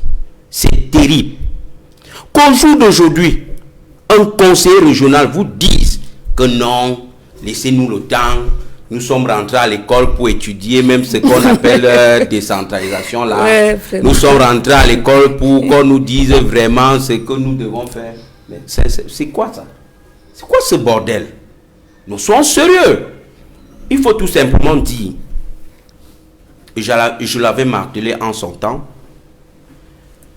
les conseils régionaux, ce statut spécial, ce sont des institutions gadgets. Je l'avais dit, ce sont mes mots. Ce sont des institutions gadgets. C'était des solutions cosmétiques que le RDPC pensait proposer pour résoudre la crise anglophone. Il faut dire que le véritable problème demeure, c'est celui de l'autonomisation des régions anglophones. Après la mise sur pied des assemblées régionales au niveau du nord-ouest et du sud-ouest, après la consécration du rôle de développement des chefferies traditionnelles, après la consécration du principe suivant lequel ces deux régions sont aujourd'hui capables de développer les politiques, des politiques nationales publiques dans le sous-système éducatif et dans le sous-système judiciaire conformément au principe de la common law. Il faut dire que le problème demeure. Ce sont des avancées, mais qui sont restées uniquement sur du papier. Sur le terrain, pour que les assemblées régionales puissent se tenir, il faut au moins une accalmie. Ça, c'est le principe. Ça, c'est le préalable. Pour que ces assemblées, même s'il faut accorder la bonne foi au RDPC en ce qui concerne le statut spécial du Nord-Ouest et du Sud-Ouest, il faudrait que l'accalmie revienne. Tant qu'il n'y a pas d'accalmie, on sera toujours dans ce cas de figure. Ces dernières semaines, nous assistons malheureusement et impuissamment à un pic de violence, doublé d'un nouveau mode opératoire dans ces régions du Nord-Ouest et du Sud-Ouest. Nous avons cru à un moment donné, et nous avons même applaudi, que la calmie revenait. Nous avons cru que nos forces de maintien de l'ordre avaient déjà la situation en main, que non. Mais nous pensons tout simplement que le régime jacobin de Yaoundé doit comprendre que l'hypercentralisation de la gestion des affaires de ce pays n'est pas profitable aux contribuables, aux citoyens, n'est pas propice pour une solution à la crise anglophone. Il faut revenir aux véritables fondamentaux. Il faut qu'on se comprenne. Le régime de Yaoundé connaît effectivement qu'en ce qui concerne la décentralisation, puisque c'est le chapitre que nous abordons, on ne la décrète pas. Il faut la penser. Il faut l'implémenter suivant les spécificités des régions. On ne peut pas se lever un matin au sortir du grand dialogue, commencer à dire que nous allons faire ceci alors qu'on n'a pas les ressources disponibles pour le faire. C'est lamentable. Quand vous dites, je suis sûr qu'il y a des régions, je n'ai pas des informations très nettes là-dessus, je suis sûr et certain qu'il y a des régions qui n'ont pas encore tenu un seul conseil. Faute de moyens financiers, faute de logistique, faute de locaux.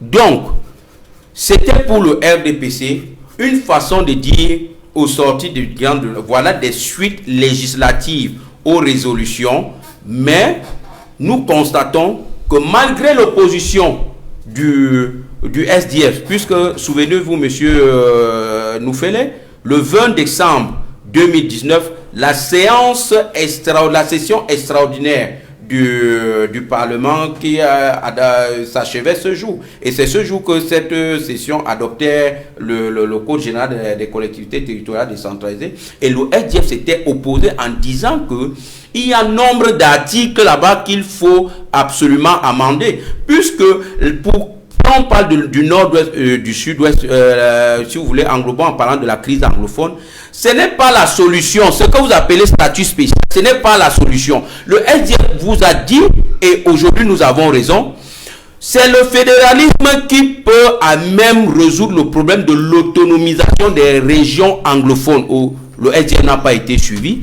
On est passé en force avec la majorité obèse au jour d'aujourd'hui. On vient sur un plateau sérieux comme celui-ci, nous dit que les conseillers régionaux sont retournés à l'école pour apprendre ce dont ils avaient à faire. Non, nous pensons que le RDPC, si vous n'avez plus à proposer aux Camerounais, il y en a qui ont des matières grises. Le Cameroun est constitué des intelligences plurielles qui peuvent faire bouger les lignes. Alors, professeur Toyok, vous souhaitez réagir? Je voulais réagir.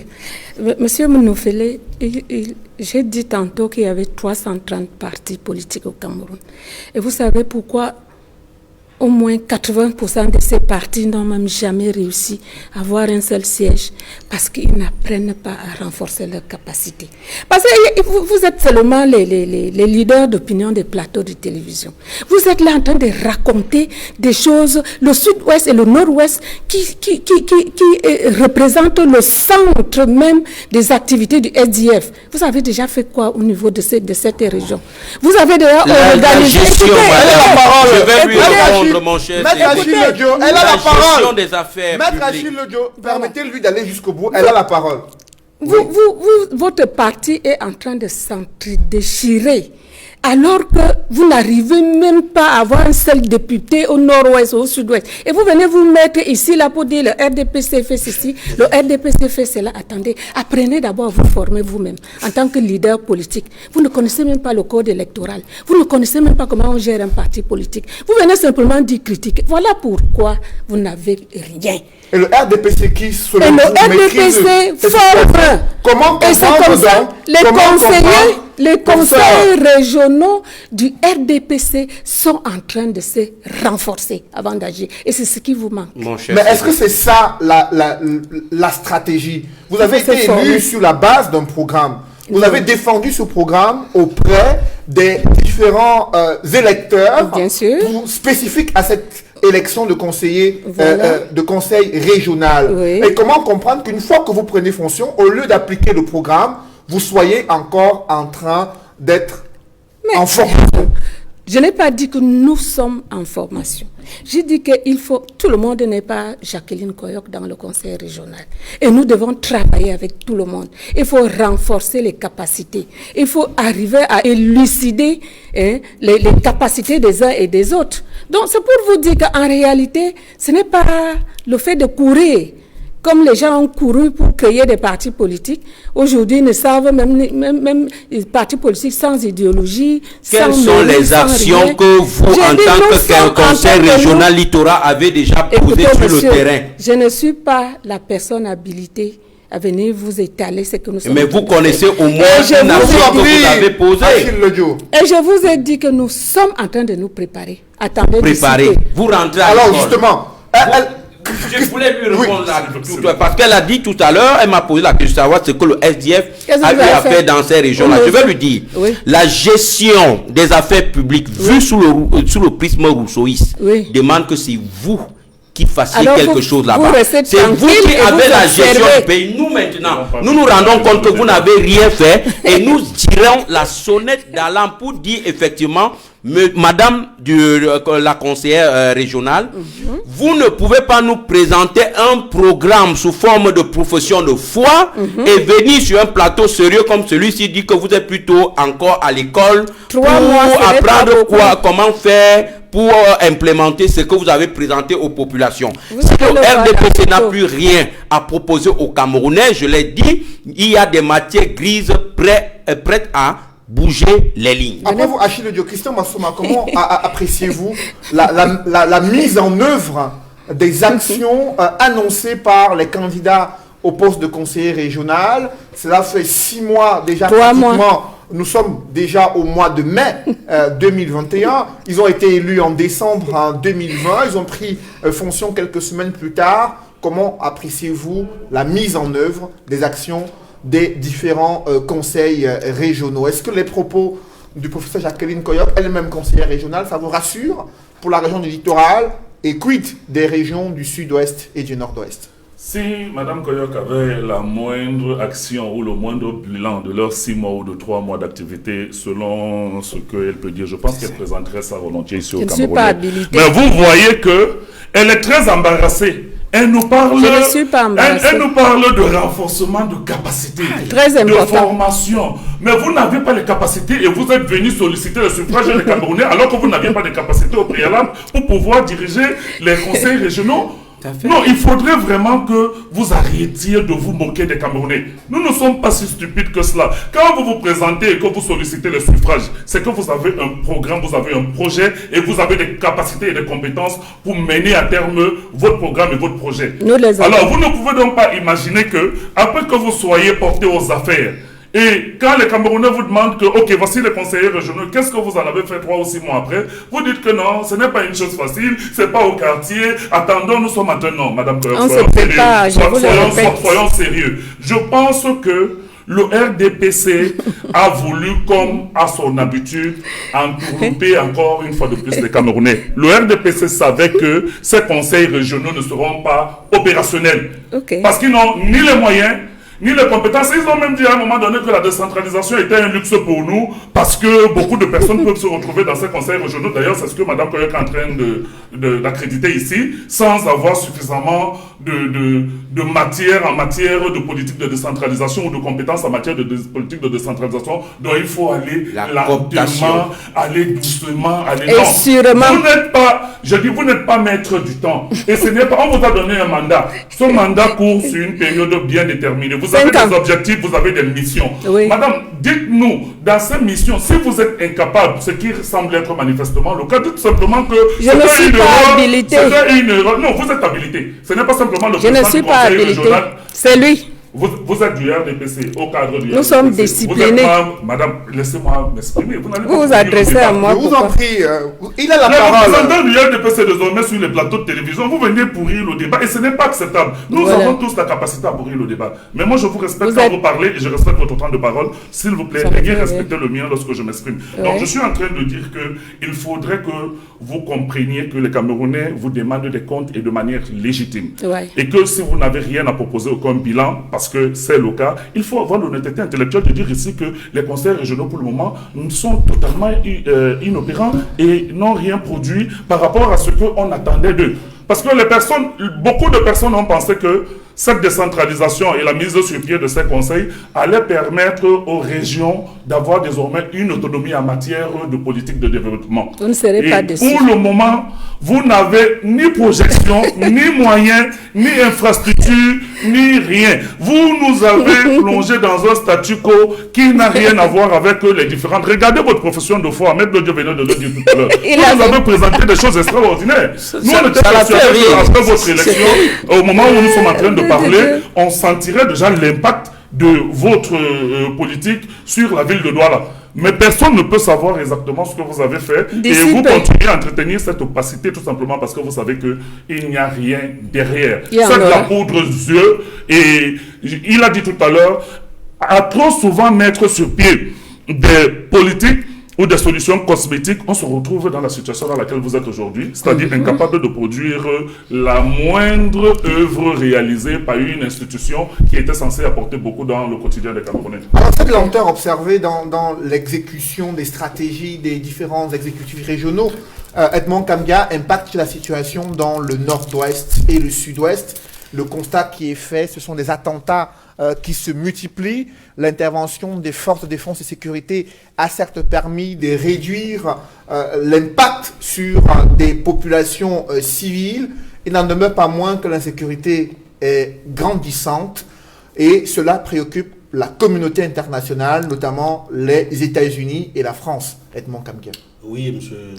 Cédric Moufélé, il faut dire que la situation dans le nord-ouest et le sud-ouest est très préoccupante. Mais avant d'avancer dans le fond de ce sujet, je voudrais dire que le fait que les conseils régionaux qui ont été mis en place n'arrivent pas à véritablement fonctionner ne surprend guère. Cette lenteur dans le fonctionnement ne surprend pas.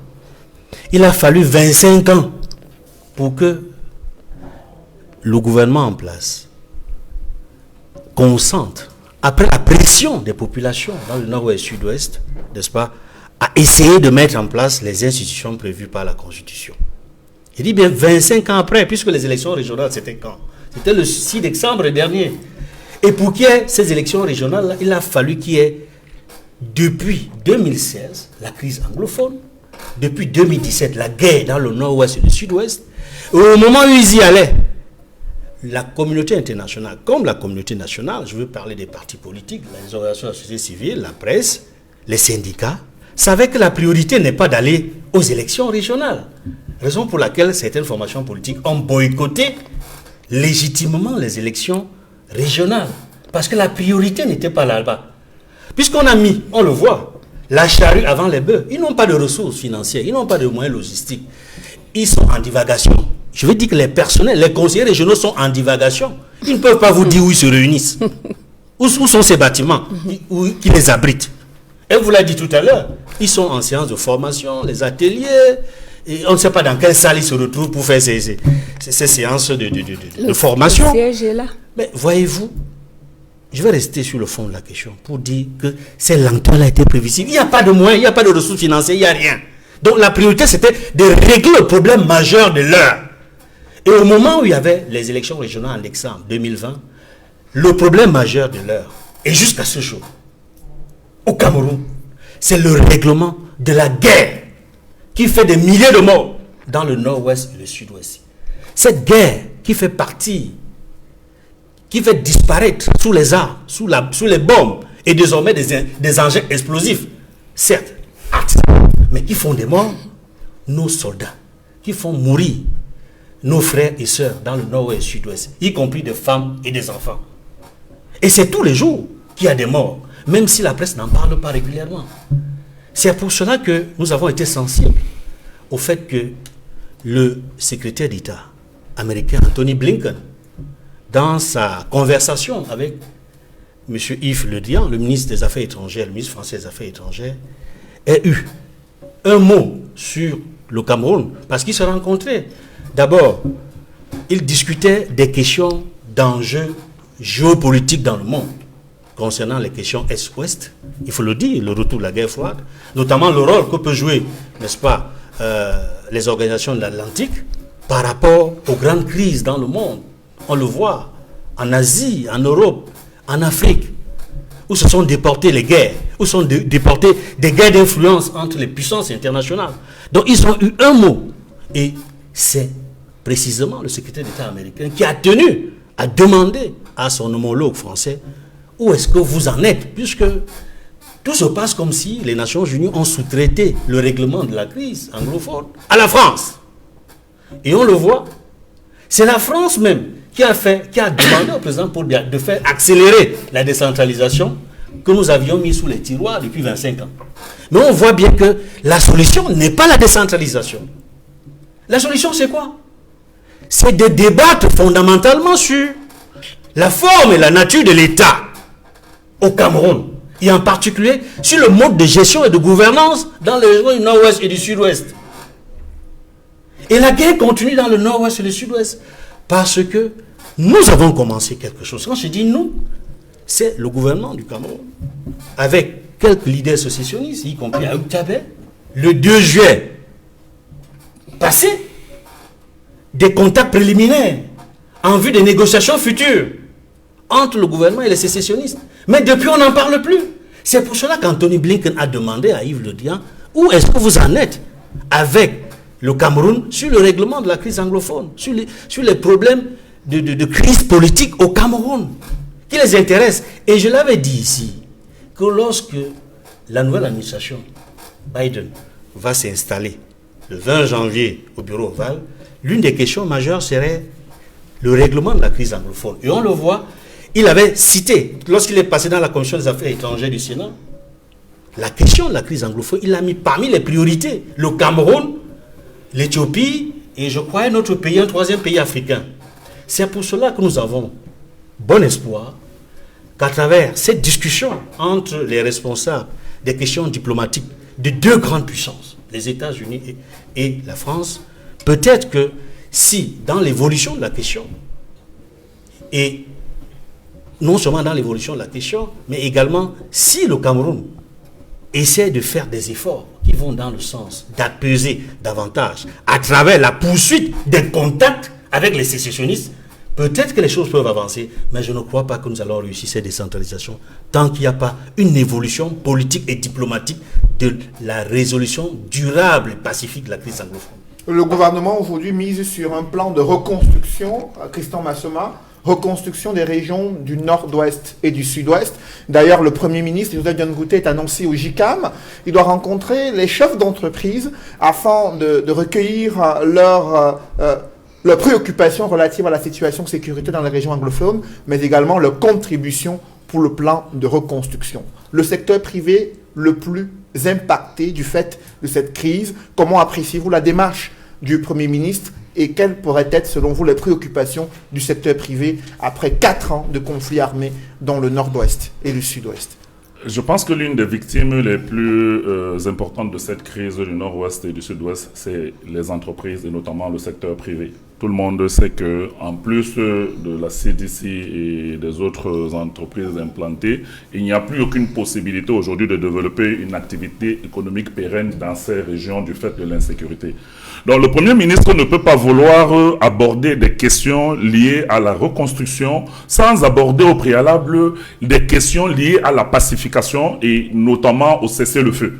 C'est-à-dire, rien ne pourra être fait. Cette fameuse reconstruction, ils nous ont avancé des chiffres faramineux et que les projets, j'ai même entendu certains représentants du RDPC dire que la reconstruction est déjà en marche dans le nord-ouest et le sud-ouest. Mais au quotidien, nous n'avons que des informations sur la violence qui continue d'être perpétrée dans cette région et des victimes collatérales qui continuent à subir les contre-coups néfastes de cette guerre. Donc, on ne peut pas parler de reconstruction tant qu'on n'a pas encore envisagé la solution préalable qui est le retour à la normale. Et ce retour ne peut se faire qu'à travers le dialogue inclusif. Tout le monde a entendu que depuis qu'ils ont organisé leur fameuse fête foraine à Yaoundé qu'ils ont appelé le grand dialogue national et les résolutions qui en ont été tirées, jusqu'aujourd'hui, on ne voit aucun effet sur le terrain. Ça veut dire que ce n'était pas la meilleure solution. Parce que la solution n'intégrait pas les acteurs capables de débattre véritablement de cette crise et de pouvoir reporter un message qui puisse impacter la situation sur le terrain. On a parlé des prémices et le consultant venait de l'aborder ici. On a parlé des prémices de négociations entre Seseko Ayoub Tabé et le gouvernement. Mais très rapidement, le ministre de la Communication est monté au créneau pour venir démentir cette possibilité, alors que c'était plutôt une bonne opportunité et une bonne nouvelle pour les Camerounais qui comprenaient qu'en fin de compte, le gouvernement a compris que ce n'est pas par la voie militaire qu'on va résoudre un problème politique. Donc la venue du Premier ministre auprès du GICAM, solliciter les opérateurs économiques qui sont sinistrés non seulement du fait de la guerre au nord-ouest et du sud-ouest, mais du fait de l'impact négatif du Covid-19, qui n'ont bénéficié d'aucune aide de l'État dans cette période extrêmement critique. Parce que je vais vous dire, monsieur Noufeli, au Sénégal, le plan de relance économique, ou en Côte d'Ivoire, les différents plans de relance économique qui ont été mis sur pied ont permis au gouvernement, avec les financements des bailleurs de fonds, de soutenir le secteur privé, de soutenir les PME, de soutenir les entreprises qui subissaient des difficultés énormes et qui, pour la plupart, soit avaient mis la clé sous le paillasson, soit étaient en train de procéder à des licenciements économiques et mettre les compatriotes au chômage. Mais nous sommes aujourd'hui avec un gouvernement qui, à défaut de donner un coup de main à un secteur qui est déjà globalement sinistré, vient demander l'appui financier de ce secteur pour mettre sur pied sa politique de reconstruction dans le nord-ouest et le sud-ouest. Non, il ne faut pas mettre la charrue avant le bœuf. Le Premier ministre doit comprendre, et il le sait, parce qu'il est originaire de cette région. En dehors des informations officielles qui nous sont sérinées à longueur de journée dans un certain nombre de médias, lui-même, il sait quelle est l'ampleur de la situation sécuritaire dans le nord-ouest et le sud-ouest. Et il sait qu'il n'est pas possible d'envisager une quelconque reconstruction à l'état actuel des choses tant qu'on n'a pas apporté la solution crédible et acceptable. Et ce n'est pas simplement un problème lié au malaise au nord-ouest et au sud-ouest. Regardez le climat sociopolitique. C'est un climat qui est délétère. On arrête les opposants, on les jette en prison, sans procès, on renvoie des procédures à des années et vous ne comprenez rien. Comment voulez-vous que le climat des affaires, qui doit être la résultante d'un climat social apaisé et d'un climat politique apaisé, comment voulez-vous que ce climat soit serré? Comment voulez-vous attirer des investisseurs dans un pays qui est totalement sinistré sur le plan politique, sur le plan économique et autres choses? Personne ne peut venir dans ces conditions. Donc on ne peut pas parler de relance, de reconstruction, lorsque on vit dans un pays qui s'appelle Cameroun et qui est dans des espèces d'altermoiement gouvernemental ou je ne sais pas trop quoi, où on ne peut avoir aucune visibilité à court et à moyen terme. Personne ne peut investir dans ce pays et je ne paye pas vraiment, je ne vais pas miser beaucoup sur la rencontre entre le Premier ministre et les opérateurs économiques parce que je sais, au GICAM, ce n'est pas une caisse d'enregistrement. On va interpeller le chef du gouvernement sur la situation économique de notre pays et sur le rôle du gouvernement en rapport avec le soutien au secteur privé en période de Covid et en période de sinistre dans les régions du nord-ouest et du sud-ouest. Donc attendons de voir, mais je ne suis pas particulièrement optimiste. On ne peut pas aborder la reconstruction lorsqu'on n'a pas encore apporté une solution pérenne et durable dans cette crise anglophone qui n'a que trop duré. La solution militaire n'est pas la solution. Ils l'ont expérimenté, ils ont vu que ce n'est pas la solution. Aujourd'hui, on a parlé de l'évolution de la situation avec les nouveaux modes opérationnels ou opératoires qui sont des engins explosifs. J'ai vu des images qui m'ont horrifié. Les sécessionnistes apparemment se seraient renforcés et auraient des capacités aujourd'hui que personne ne peut imaginer. D'ailleurs, qui finance ces sécessionnistes? Qui leur donne autant de moyens aussi importants? Personne ne peut le savoir ici, mais le gouvernement a le devoir de protéger ses citoyens. Et les régions du nord-ouest et du sud-ouest restent des parties entières et intégrales de notre pays. On ne peut pas les abandonner en perte et profit et continuer un conflit qui n'a que trop duré et qui n'a que causé trop de morts. Après vous, professeur Jacqueline Koyok, comment sortir donc de ce conflit armé dans le nord-ouest et le sud-ouest? La stratégie militaire a été privilégiée jusqu'ici, mais à l'observation, ces derniers mois au Cameroun, ce sont des attentats qui se multiplient, des kidnappings, des enlèvements dans plusieurs localités. Pour vous, quelle est la solution aujourd'hui? Bon, j'aimerais d'abord dire que c'est un constat. L'opposition camerounaise se livre à des batailles qui sont perdues d'avance. Je n'ai pas encore vu un parti politique qui arrive avec une proposition concrète. J'ai été aux États-Unis. Il y a des centaines de partis politiques. Aux États-Unis? Monsieur, je peux vous faire une leçon dessus. Il n'y a pas que les démocrates et les républicains, mais les partis politiques, dans leurs États, contribuent. Ce n'est pas sur les plateaux pour gronder, pour brailler. Et je suis simplement en train de vous dire, vous vous livrez à des batailles. Vous pouvez me dire, depuis que vous bavardez sur les plateaux de télévision, vous pouvez me dire quelle est la concrétisation d'une seule chose. Ça, c'est un problème.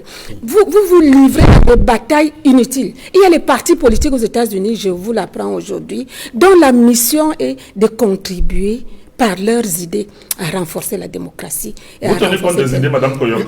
Non, vous donnez. Non, je vais donner. Écoutez, ce que je vais dire, voilà. Vous ne pouvez pas faire un procès en sorcellerie à l'opposition, alors que vous Monsieur, entendez toutes les tentatives de l'opposition à vous vouloir me faire laissez, évoluer la situation. vous me laissez. Elle a la parole pour Jacqueline Koyok. Donc vous êtes là trois. Rien que depuis que vous êtes là aujourd'hui, RDPC, c'est pour cela que je sais que le RDPC est un très grand parti. Parce que vous trois, vous ne ciblez que le RDPC. Vous n'avez même pas, vous avez face à vous une femme, et vous dites RDPC, RDPC. Bon, qu'est-ce qu'on peut faire? Monsieur Noufélé, la guérilla dans tout le monde entier et la stratégie conflictuelle qui est la plus dure à éradiquer. Parce que ce que nous avons aujourd'hui, ce n'est pas que l'armée camerounaise ne soit pas capable d'exterminer tous ceux qui font des attentats. Mais le problème, c'est que c'est entre nous des citoyens camerounais. Ce qui peut être fait pour qu'on éradique, parce qu'il y a déjà, monsieur Noufélé, il y a déjà la paix au nord-ouest. Il y a déjà la paix au sud-ouest. Contrairement à ce que les gens vous disent ici au niveau des plateaux. Mais il y a des attentats sporadiques. Qu'est-ce qu'il faut faire pour ne plus avoir ce type d'attentats? Il faut travailler avec les comités. D'abord, le conseil régional. Le code de la décentralisation permet de créer des comités de villageois, des comités de ruraux, des comités pour tous ces problèmes. Et vous allez voir venir les activités du conseil régional. Donc, tant que les populations ne contribuent pas, ne participent pas à l'éradication de ces attentats, on ne peut pas demander à l'armée camerounaise d'aller se pointer quelque part, savoir qu'on va déposer une bombe artisanale par-ci, par-là. Mais c'est les populations qui savent que tel n'est pas... Vous avez même suivi le feu cardinal Toumi qui vous a dit, il a été kidnappé, vous a dit, il n'était pas camerounais. Suivez les attentats au sud du Nigeria, c'est la même stratégie. Sachez donc qu'il y a les bandits de grands chemins qui traversent et qui viennent faire les attentats au Cameroun parce qu'ils ne vivent que de ça. Et il n'y a que la collaboration avec les populations. Alors les partis politiques de l'opposition ont justement proposé au gouvernement camerounais de discuter avec les leaders des mouvements séparatistes et de discuter avec tous ceux qui attisent ce conflit armé dans le nord-ouest et le sud-ouest. Il y a eu des contacts préliminaires en juillet 2020 entre les services secrets camerounais et les leaders des mouvements séparatistes incarcérés au Cameroun. Pourquoi cette démarche n'a pas continué à être explorée? Moi, je suis parmi ceux qui pensent que les problèmes du Cameroun seront résolus par les Camerounais. Vous citez Le Drian. Il vous a dit qu'il n'y aurait aucune élection au Cameroun. Monsieur Edmond Kamger. Le Drian vous avait dit qu'il n'y aurait aucune élection. Il n'y a pas eu élection. Donc vous ne faites que citer Le Drian, tel a fait ceci. Les problèmes des Camerounais seront résolus par les Camerounais. Mettons nos énergies ensemble. Et nous allons résoudre nos problèmes. Tant que vous pensez que ça va venir d'ailleurs, moi je ne crois pas. En réalité, les problèmes que nous avons au nord-ouest, au sud-ouest, c'est des attentats qui sont perpétrés par des bandits. Je vous dis, puisque le feu Christian Toumi vous a dit, ceux qui m'ont kidnappé, il y avait un seul Camerounais. Je crois que c'est la parole d'un prélat. Il n'y avait qu'un seul Camerounais. Tous les autres étaient des Nigérians. Il vous a dit. Donc, moi, c'est ce que je retiens du cardinal Toumi. Et je pense qu'il a montré la piste. Dans les mêmes attentats que nous avons chez les Ibo, chez les Biafrais, c'est eux qui traversent et qui viennent faire du désordre au Cameroun. En tant que sécessionnistes et séparatistes, moi, je ne les vois plus. Donc, je comprends qu'il y ait encore des poches au niveau de la diaspora qui soient capables peut-être de financer, mais je ne crois pas. Donc, moi, je me dis, si entre nous, Camerounais, on s'entend, même si c'est à travers un dialogue, le président Paul Biya n'a jamais dit non, mais il a toujours posé la question, avec qui? Avec les Ibo, avec les Biafrais? Parce que c'est eux qui sont en train de perpétrer les attentats. Donc, mettons-nous ensemble. On ne fera pas un procès d'intention à nos voisins nigérians, parce que jusqu'ici, les forces de défense et sécurité qui sont déployées sur le terrain n'ont pas encore identifié leur participation dans ce conflit armé. Maître Achille Ledio, est-ce que vous êtes d'accord avec Jacqueline Koyok sur la démarche à initier pour résoudre la crise dans le nord-ouest et le sud-ouest? C'est-à-dire que les Camerounais doivent s'entendre afin de parvenir à une solution à cette crise. Est-ce que le gouvernement souhaite que les Camerounais s'entendent? Est-ce que pour vous, les pouvoirs publics sont ouverts à cette initiative d'entente entre les Camerounais? Mon cher Cédric, merci de la question. Permettez que je fasse une observation sur une ou deux choses qui ont été dites par Madame Jacqueline Koyok pour tout simplement préciser que en guise à sa réponse à sa question suivant laquelle qu'est-ce que les partis d'opposition avaient proposé, qu'est-ce que vous avez fait, je lui répondrai directement que les urnes transparentes aujourd'hui, c'est l'œuvre du SDF. Je lui répondrai également que la biométrie, même si elle est biaisée, est l'œuvre du SDF et des autres partis politiques de l'opposition. Je lui demanderai de se souvenir des vuvuzelas à l'Assemblée nationale en 2017, lorsque le SDF ou alors les parlementaires du SDF demandaient à ses camarades d'inscrire à l'ordre du jour la question anglophone. Et pour finir, puisque la liste est longue, le SDF, même le 20 décembre 2019, date à laquelle l'on avait, à l'issue d'une session extraordinaire, adopté le Code général des collectivités territoriales décentralisées, le SDF vous avait dit le statut spécial, les assemblées régionales, ce n'est pas la solution. La solution, c'est le fédéralisme. Mais le RDPC, ou alors le gouvernement du RDPC, est un gouvernement d'autistes. C'est un gouvernement qui continue de paître dans la prairie du déni, de l'arrogance. Alors, pour répondre à votre question, mon cher Cédric, je vais tout simplement dire que la démarche du Premier ministre, pour moi, n'est pas bonne. Elle s'analyserait comme une fuite en avant de plus. C'est une démarche inappropriée. Pourquoi? Je m'explique. Le Premier ministre ira au GICAM demander aux patrons d'entreprise, les créateurs de richesses, qu'est-ce qu'on fait pour relancer les zones déclarées économiquement sinistrées, c'est-à-dire nord-ouest. Qu'est-ce qu'on fait? La première des choses, pour un capitaliste, c'est de lui dire, nous voulons la sécurité. D'abord là-bas. Oui, tout à fait. S'il n'y a pas de sécurité, je ne vois pas un chef d'entreprise aller miser ses investissements dans une zone où il sait que d'un bout de doigt comme ça, là, on peut exploser tous ces investissements. Donc, pour moi, le Premier ministre aurait dû, d'abord, au vu de ce regain de violence que nous observons ces derniers temps dans ces zones anglophones, le Premier ministre aurait dû, premièrement, essayer de mettre la population en confiance. Même si ça ne relève pas de son... Il pouvait d'abord insister que la collaboration entre la population, les forces de maintien de l'ordre ou les forces de défense soit une réalité. Parce qu'au jour d'aujourd'hui, et je suis d'accord avec Madame Jacqueline Collot qui dit que ce sont des attaques sporadiques. Oui, mais des attaques sporadiques qui font mal et très mal. Et on se rend compte qu'il y a ces attaques réussissent à être perpétrées à cause d'un manque de collaboration permanente entre les populations de ce côté-là et les forces de maintien de l'ordre. Ça, c'est d'un. Et de l'autre côté, nos forces de défense, à un moment, ont manqué un peu de vigilance, sincèrement. Parce que quand je vois l'attentat qu'il y a eu au poste des Coqs, je me dis tout simplement que il y a un manque de vigilance, ou alors nos forces de sécurité ont baissé un peu d'un cran de surveillance.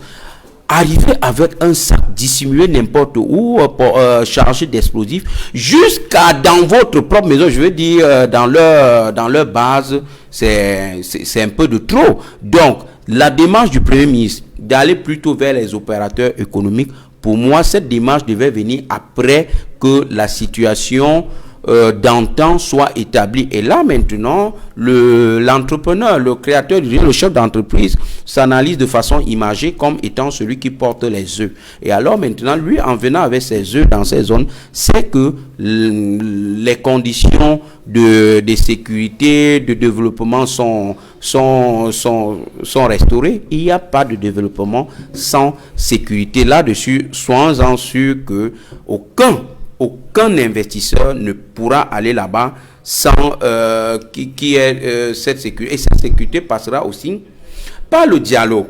Parce que ce qu'on a eu en octobre dernier avait exclu bon nombre des acteurs de la chose. Si en Colombie, avec les FARC, on a eu un dialogue.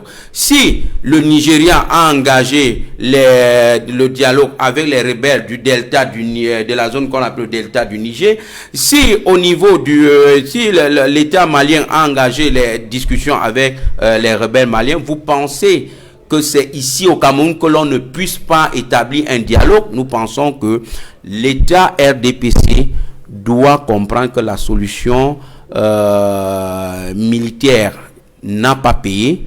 Elle contribue plutôt à renforcer les égos surdimensionnés de ces petits, de ces sécessionnistes qui en réalité ont dénaturé le combat d'antan. Et au jour d'aujourd'hui, nous interpellons les pouvoirs publics de Yaoundé, l'ordre gouvernant de Yaoundé, de rassurer la population de ce que les forces de maintien de l'ordre sont là pour eux et de créer cette synergie entre population et forces de maintien de l'ordre, forces de défense, et de voir dans quelle mesure effectivement on peut s'asseoir, comme disait le plénipotentiaire du RDPC sur ce plateau, comment on peut s'asseoir sans exclusion, c'est-à-dire et avec les sécessionnistes, avec le leader, et voir comment on peut revenir sur notre histoire et voir ce qui n'avait pas marché et tout remettre sur les rails. Il s'agit, le véritable problème, c'est celui de l'autonomisation. Alors justement, autonomisation des régions et de disponibilité des financements. La question se pose aussi dans le cadre de la gestion des fonds Covid.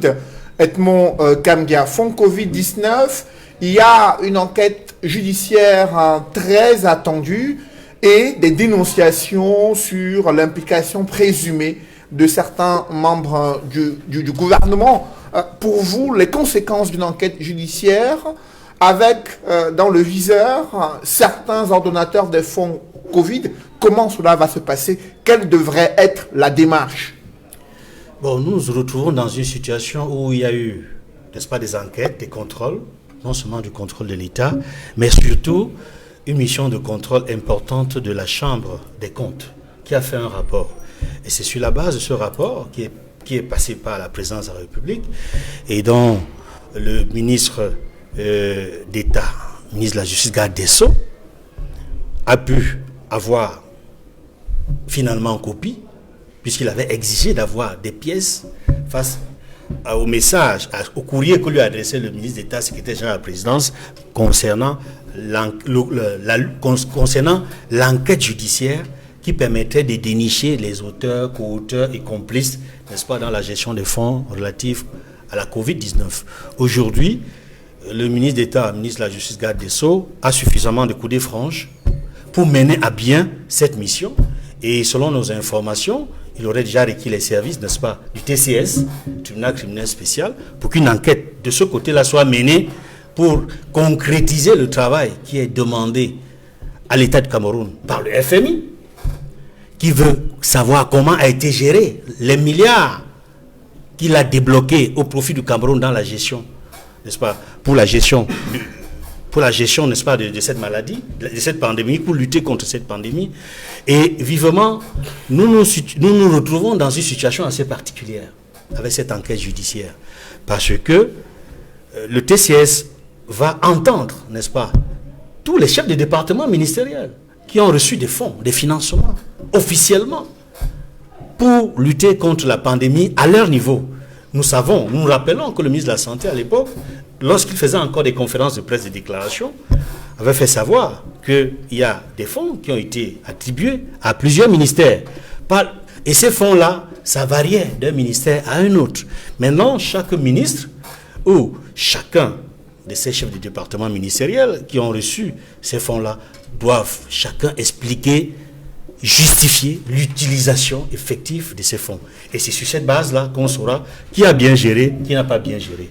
Et sur la base de ce travail-là, je crois que l'enquête judiciaire permettra de dénicher, de savoir qui, dans sa responsabilité, n'a pas bien géré ou n'a pas bien géré. Et on saura finalement qui sont les auteurs de la malversation ou des détournements de fonds publics au niveau de la gestion des fonds Covid. Mais il ne faut pas s'arrêter là. Parce que cette enquête judiciaire qui est menée telle qu'elle, est-ce qu'il n'y aura pas de goulot d'étranglement? Est-ce que, vous savez, moi je suis un peu embarrassé dans cette affaire.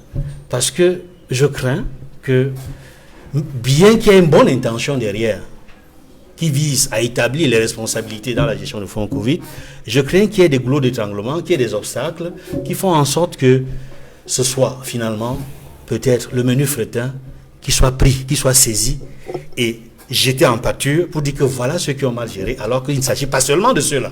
C'est ça ma seule crainte. Alors, avec vous, Christian Massouma, on a vu dans d'autres pays africains, lorsqu'il y a eu des soupçons de malversation financière, des ministres ont été démis de leurs fonctions, d'autres ont démissionné. Au Cameroun, il y a un rapport de la Chambre des comptes qui fait état de malversation financière. Le rapport a été transmis directement à la présidente de la République, mais jusqu'ici, aucune sanction prise à l'encontre des ordonnateurs indélicats, mais plutôt une enquête judiciaire qui est annoncée. Comment appréciez-vous la gestion de ce scandale financier par le gouvernement? Vous noterez d'abord que lorsqu'on est dans un pays où il n'y a pas une véritable indépendance de la justice, où on ne peut pas soumettre les gestionnaires indélicats à une justice équitable, on se retrouvera forcément avec un certain nombre d'effets qui ne sont pas des effets que le justiciable lambda ou le Camerounais lambda aurait pu attendre de ce type d'événement. Je dois vous dire même ce qui pousse le Cameroun aujourd'hui à arriver jusqu'à ce niveau. Le Cameroun est en train de négocier avec le FMI un deuxième financement pluriannuel. Et dans le cadre de ce financement, le FMI a exigé qu'il y ait un certain nombre d'éléments de transparence que le gouvernement devrait produire dans le cadre de la gestion des fonds Covid. C'est pour ça que la Chambre des comptes Et encore que le FMI aurait souhaité que ça soit un audit indépendant, Oui. mais pas un audit gouvernemental, un audit indépendant qui puisse révéler effectivement à quoi ont servi les 203 milliards. Parce que c'est des financements de 180 milliards et de 23 milliards additionnels dans le cadre de cette opération-là. Donc, on ne sait pas ce que cet argent a fait dans ce pays. C'est-à-dire, les Camerounais s'interrogent si autant d'argent a été débloqué, l'argent que nous devrons supporter, même les générations futures, parce que c'était dans le cadre d'un prêt que le gouvernement devra rembourser, et que cet argent a été dilapidé pratiquement par les différentes institutions qui étaient en charge de gérer les fonds Covid. On a vu les procédures de passation de marché. J'ai écouté la semaine dernière un ou deux de vos panélistes passer à revue un certain nombre de marchés qui étaient passés de manière plus que douteuse dans le cadre de la gestion de ce fonds.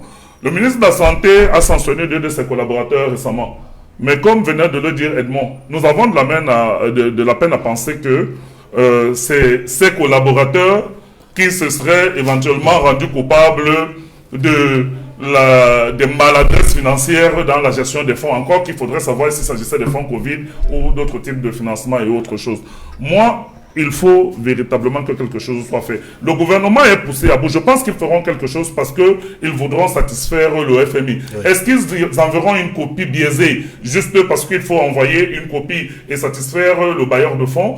Je n'en sais rien, mais l'expérience a montré que dans ce pays, en matière d'enquête judiciaire et d'audit, il ne faut pas attendre grand-chose de la part de ce système parce que la collusion entre les institutions de la République fait en sorte qu'il est difficile d'être en même temps ordonnateur et avoir une influence éventuelle dans un audit ou alors dans une procédure judiciaire en cours. Donc nous attendons de voir, mais il faudrait qu'on nous dise effectivement où tout cet argent est passé, à quoi ça a servi. Parce que nous n'avons pas vu dans notre pays une profusion d'acquisition de matériel adapté pour lutter contre la pandémie de Covid-19. Nous n'avons pas vu de respirateurs. Jusqu'aujourd'hui, il se pose de problèmes de respirateurs dans nos hôpitaux. On n'a pas vu un matériel qui aurait peut-être justifié qu'on débloque autant d'argent. On n'a pas vu des entreprises, le secteur informel, être soutenu même dans les plans de relance. Alors, à quoi a servi l'argent qui a été débloqué par le FMI? L'avenir nous dira. Mais comme je suis éternellement sceptique par rapport au passé et à l'expérience que j'ai de la gouvernance de ce pays, je n'attends pas grand-chose des différentes procédures qui sont en cours. Professeur Jacqueline Koyok, l'enquête judiciaire permettrait-elle de pouvoir établir les responsabilités, même si ce sont des membres du gouvernement à la suite d'une enquête, pensez-vous qu'on puisse aller jusque-là? Oui, je me dis, nous avons sur ce plateau un avocat qui va nous édifier plus, mais je me dis que là, actuellement, nous ne sommes qu'au préalable. Donc, il y a une enquête judiciaire, et après cette enquête judiciaire, on va adresser un rapport au procureur. C'est le procureur qui va déterminer les faits. Si il y a un non-lieu, ça veut dire qu'ils ont bien géré les faits. Il va déclarer un non-lieu. Mais s'il n'y a pas un non-lieu, même s'il y a un non-lieu partiel, il va le dire. Il va donc déterminer les faits. Mais la Chambre des comptes, elle a déjà déterminé, selon la correspondance... Non, la Chambre des comptes... Elle a identifié des malversations financières. Oui. Est-ce que ces éléments... Résumé. Parce que nous n'avons pas les résultats de cette Chambre des comptes. Je sais qu'ils sont encore en train de travailler. Et puis, monsieur Noufele, rendez-vous compte que lorsque le coronavirus arrive ici au Cameroun au mois de mars, personne ne s'y attendait. Donc, il y a eu des actions qui ont été menées à la hâte, des actions d'urgence, des actions qui sont même en cours. Moi, je me dis, les enquêtes, les audits qu'on peut mener après 3, 4, 5 mois, pour des projets qui peuvent être durables, je me suis dit que c'est très tôt. Il y aurait encore, d'abord d'après mes propres investigations, il y aura encore des ministères qui n'avaient pas encore engagé la totalité de leurs ressources. Donc je me dis, essayons de parler avec un peu de tact au conditionnel. Parce que rien n'a été prouvé, rien n'a été démontré par rapport à la malversation financière. On a soupçonné, on soupçonne. Donc il faut maintenant que l'enquête judiciaire donne son rapport au procureur, qu'il qualifie les faits et c'est à lui de dire s'il y a eu détournement ou pas. Mais maintenant, après cela, nous pourrons donc commencer à questionner est-ce qu'on ne pourrait pas faire démissionner un membre du gouvernement. Ça va prendre le temps que ça prendra. Mais ailleurs, dans les pays africains, on voit des ministres de la Santé, d'autres chefs de département ministériels démissionner dès qu'ils ont été soupçonnés d'être impliqués afin que leur honneur puisse être rétabli à la suite d'autres enquêtes. Mais au Cameroun, quand même, il y a eu un premier rapport. Comment expliquer que jusqu'ici, c'est le silence au sein du gouvernement concernant ceux qui avaient déjà engagé plusieurs fonds Covid? Nous nous sommes dit ici que nous devons respecter la loi. Aucune loi ne demande à un ministre, parce qu'il a été soupçonné de démissionner. Il n'y en a pas. Et maintenant, il y a plutôt une loi de 2013 qui demande à ceux qui auraient soustrait, qui auraient tenté de détourner ou qui auraient détourné, s'ils le veulent, à n'importe quelle étape, de rembourser. Alors justement. Se faire dédouaner. Donc moi, je n'ai pas vu une loi qui demande au ministre, dès qu'on t'a soupçonné, tu démissionnes. Non, moi, je ne l'ai pas vu. Au-delà de la présomption d'innocence, maître Achille Odio, quelles sont les garanties de l'impartialité de l'enquête qui va être menée au moment où le député Jean-Michel Nitieux a plusieurs fois dénoncé l'implication présumée de certains membres du gouvernement? Mon cher Cédric, à chaque fois que je parle de ce qu'on appelle aujourd'hui le Covid-Gate, je salue avec beaucoup de déférence l'honorable Jean-Michel Nitieux, président régional SDF, qui a percé l'abcès de cette chose, et ça me regaillardit une fois de plus de savoir que tout comme le Munchipugit, le SDF, c'est un parti avant-gardiste qui est soucieux de la bonne gestion des affaires, des finances de notre nation. Alors, il faut tout simplement dire qu'au vu du rapport de la Chambre des comptes, parce qu'il faut restituer les choses, au vu du rapport de la Chambre des comptes, ce qui est clair, c'est qu'il y a des malversations à ce niveau, sur la manipulation des fonds Covid-19. Il y a des malversations et il y a des détournements. Ça, c'est le rapport de la Chambre des comptes. Mais seulement, en matière pénale, c'est le principe de la responsabilité individuelle. C'est-à-dire que chacun est responsable des actes qu'il a commis. Maintenant, l'enquête judiciaire permettra de faire le départ des responsabilités. C'est-à-dire de dire à tel niveau, toi qui as géré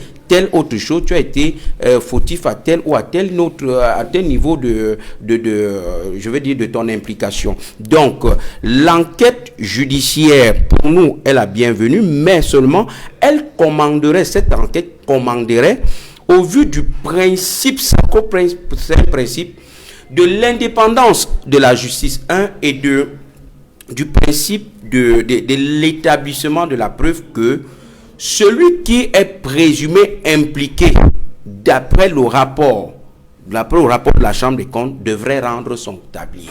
Ça, c'est clair. Vous ne pouvez pas être un ordonnateur présumé impliqué, je dis bien impliqué, dans la gestion des fonds Covid et puis où il y a des détournements, et être encore patron de votre ministère. Sinon, vous allez brouiller les pistes.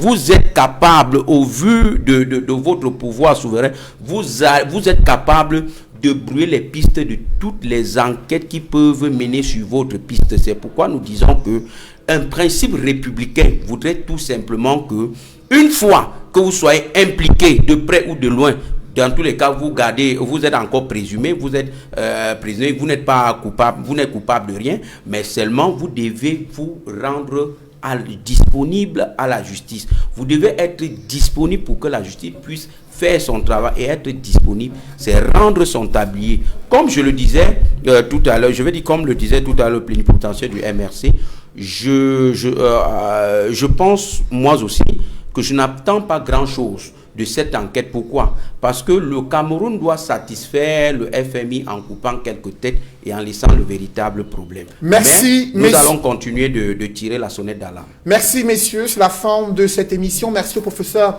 Jacqueline Koyok d'être venu sur ce plateau. Merci moi qui également vous à remercie. Edmond Kanga d'avoir participé à ce débat. Et je vous dis merci, messieurs, Achille Ledio et Christian Massoma d'avoir participé à cette émission. Mesdames, messieurs, merci d'avoir suivi l'émission Droit de réponse et merci de rester sur Equinox Télévision.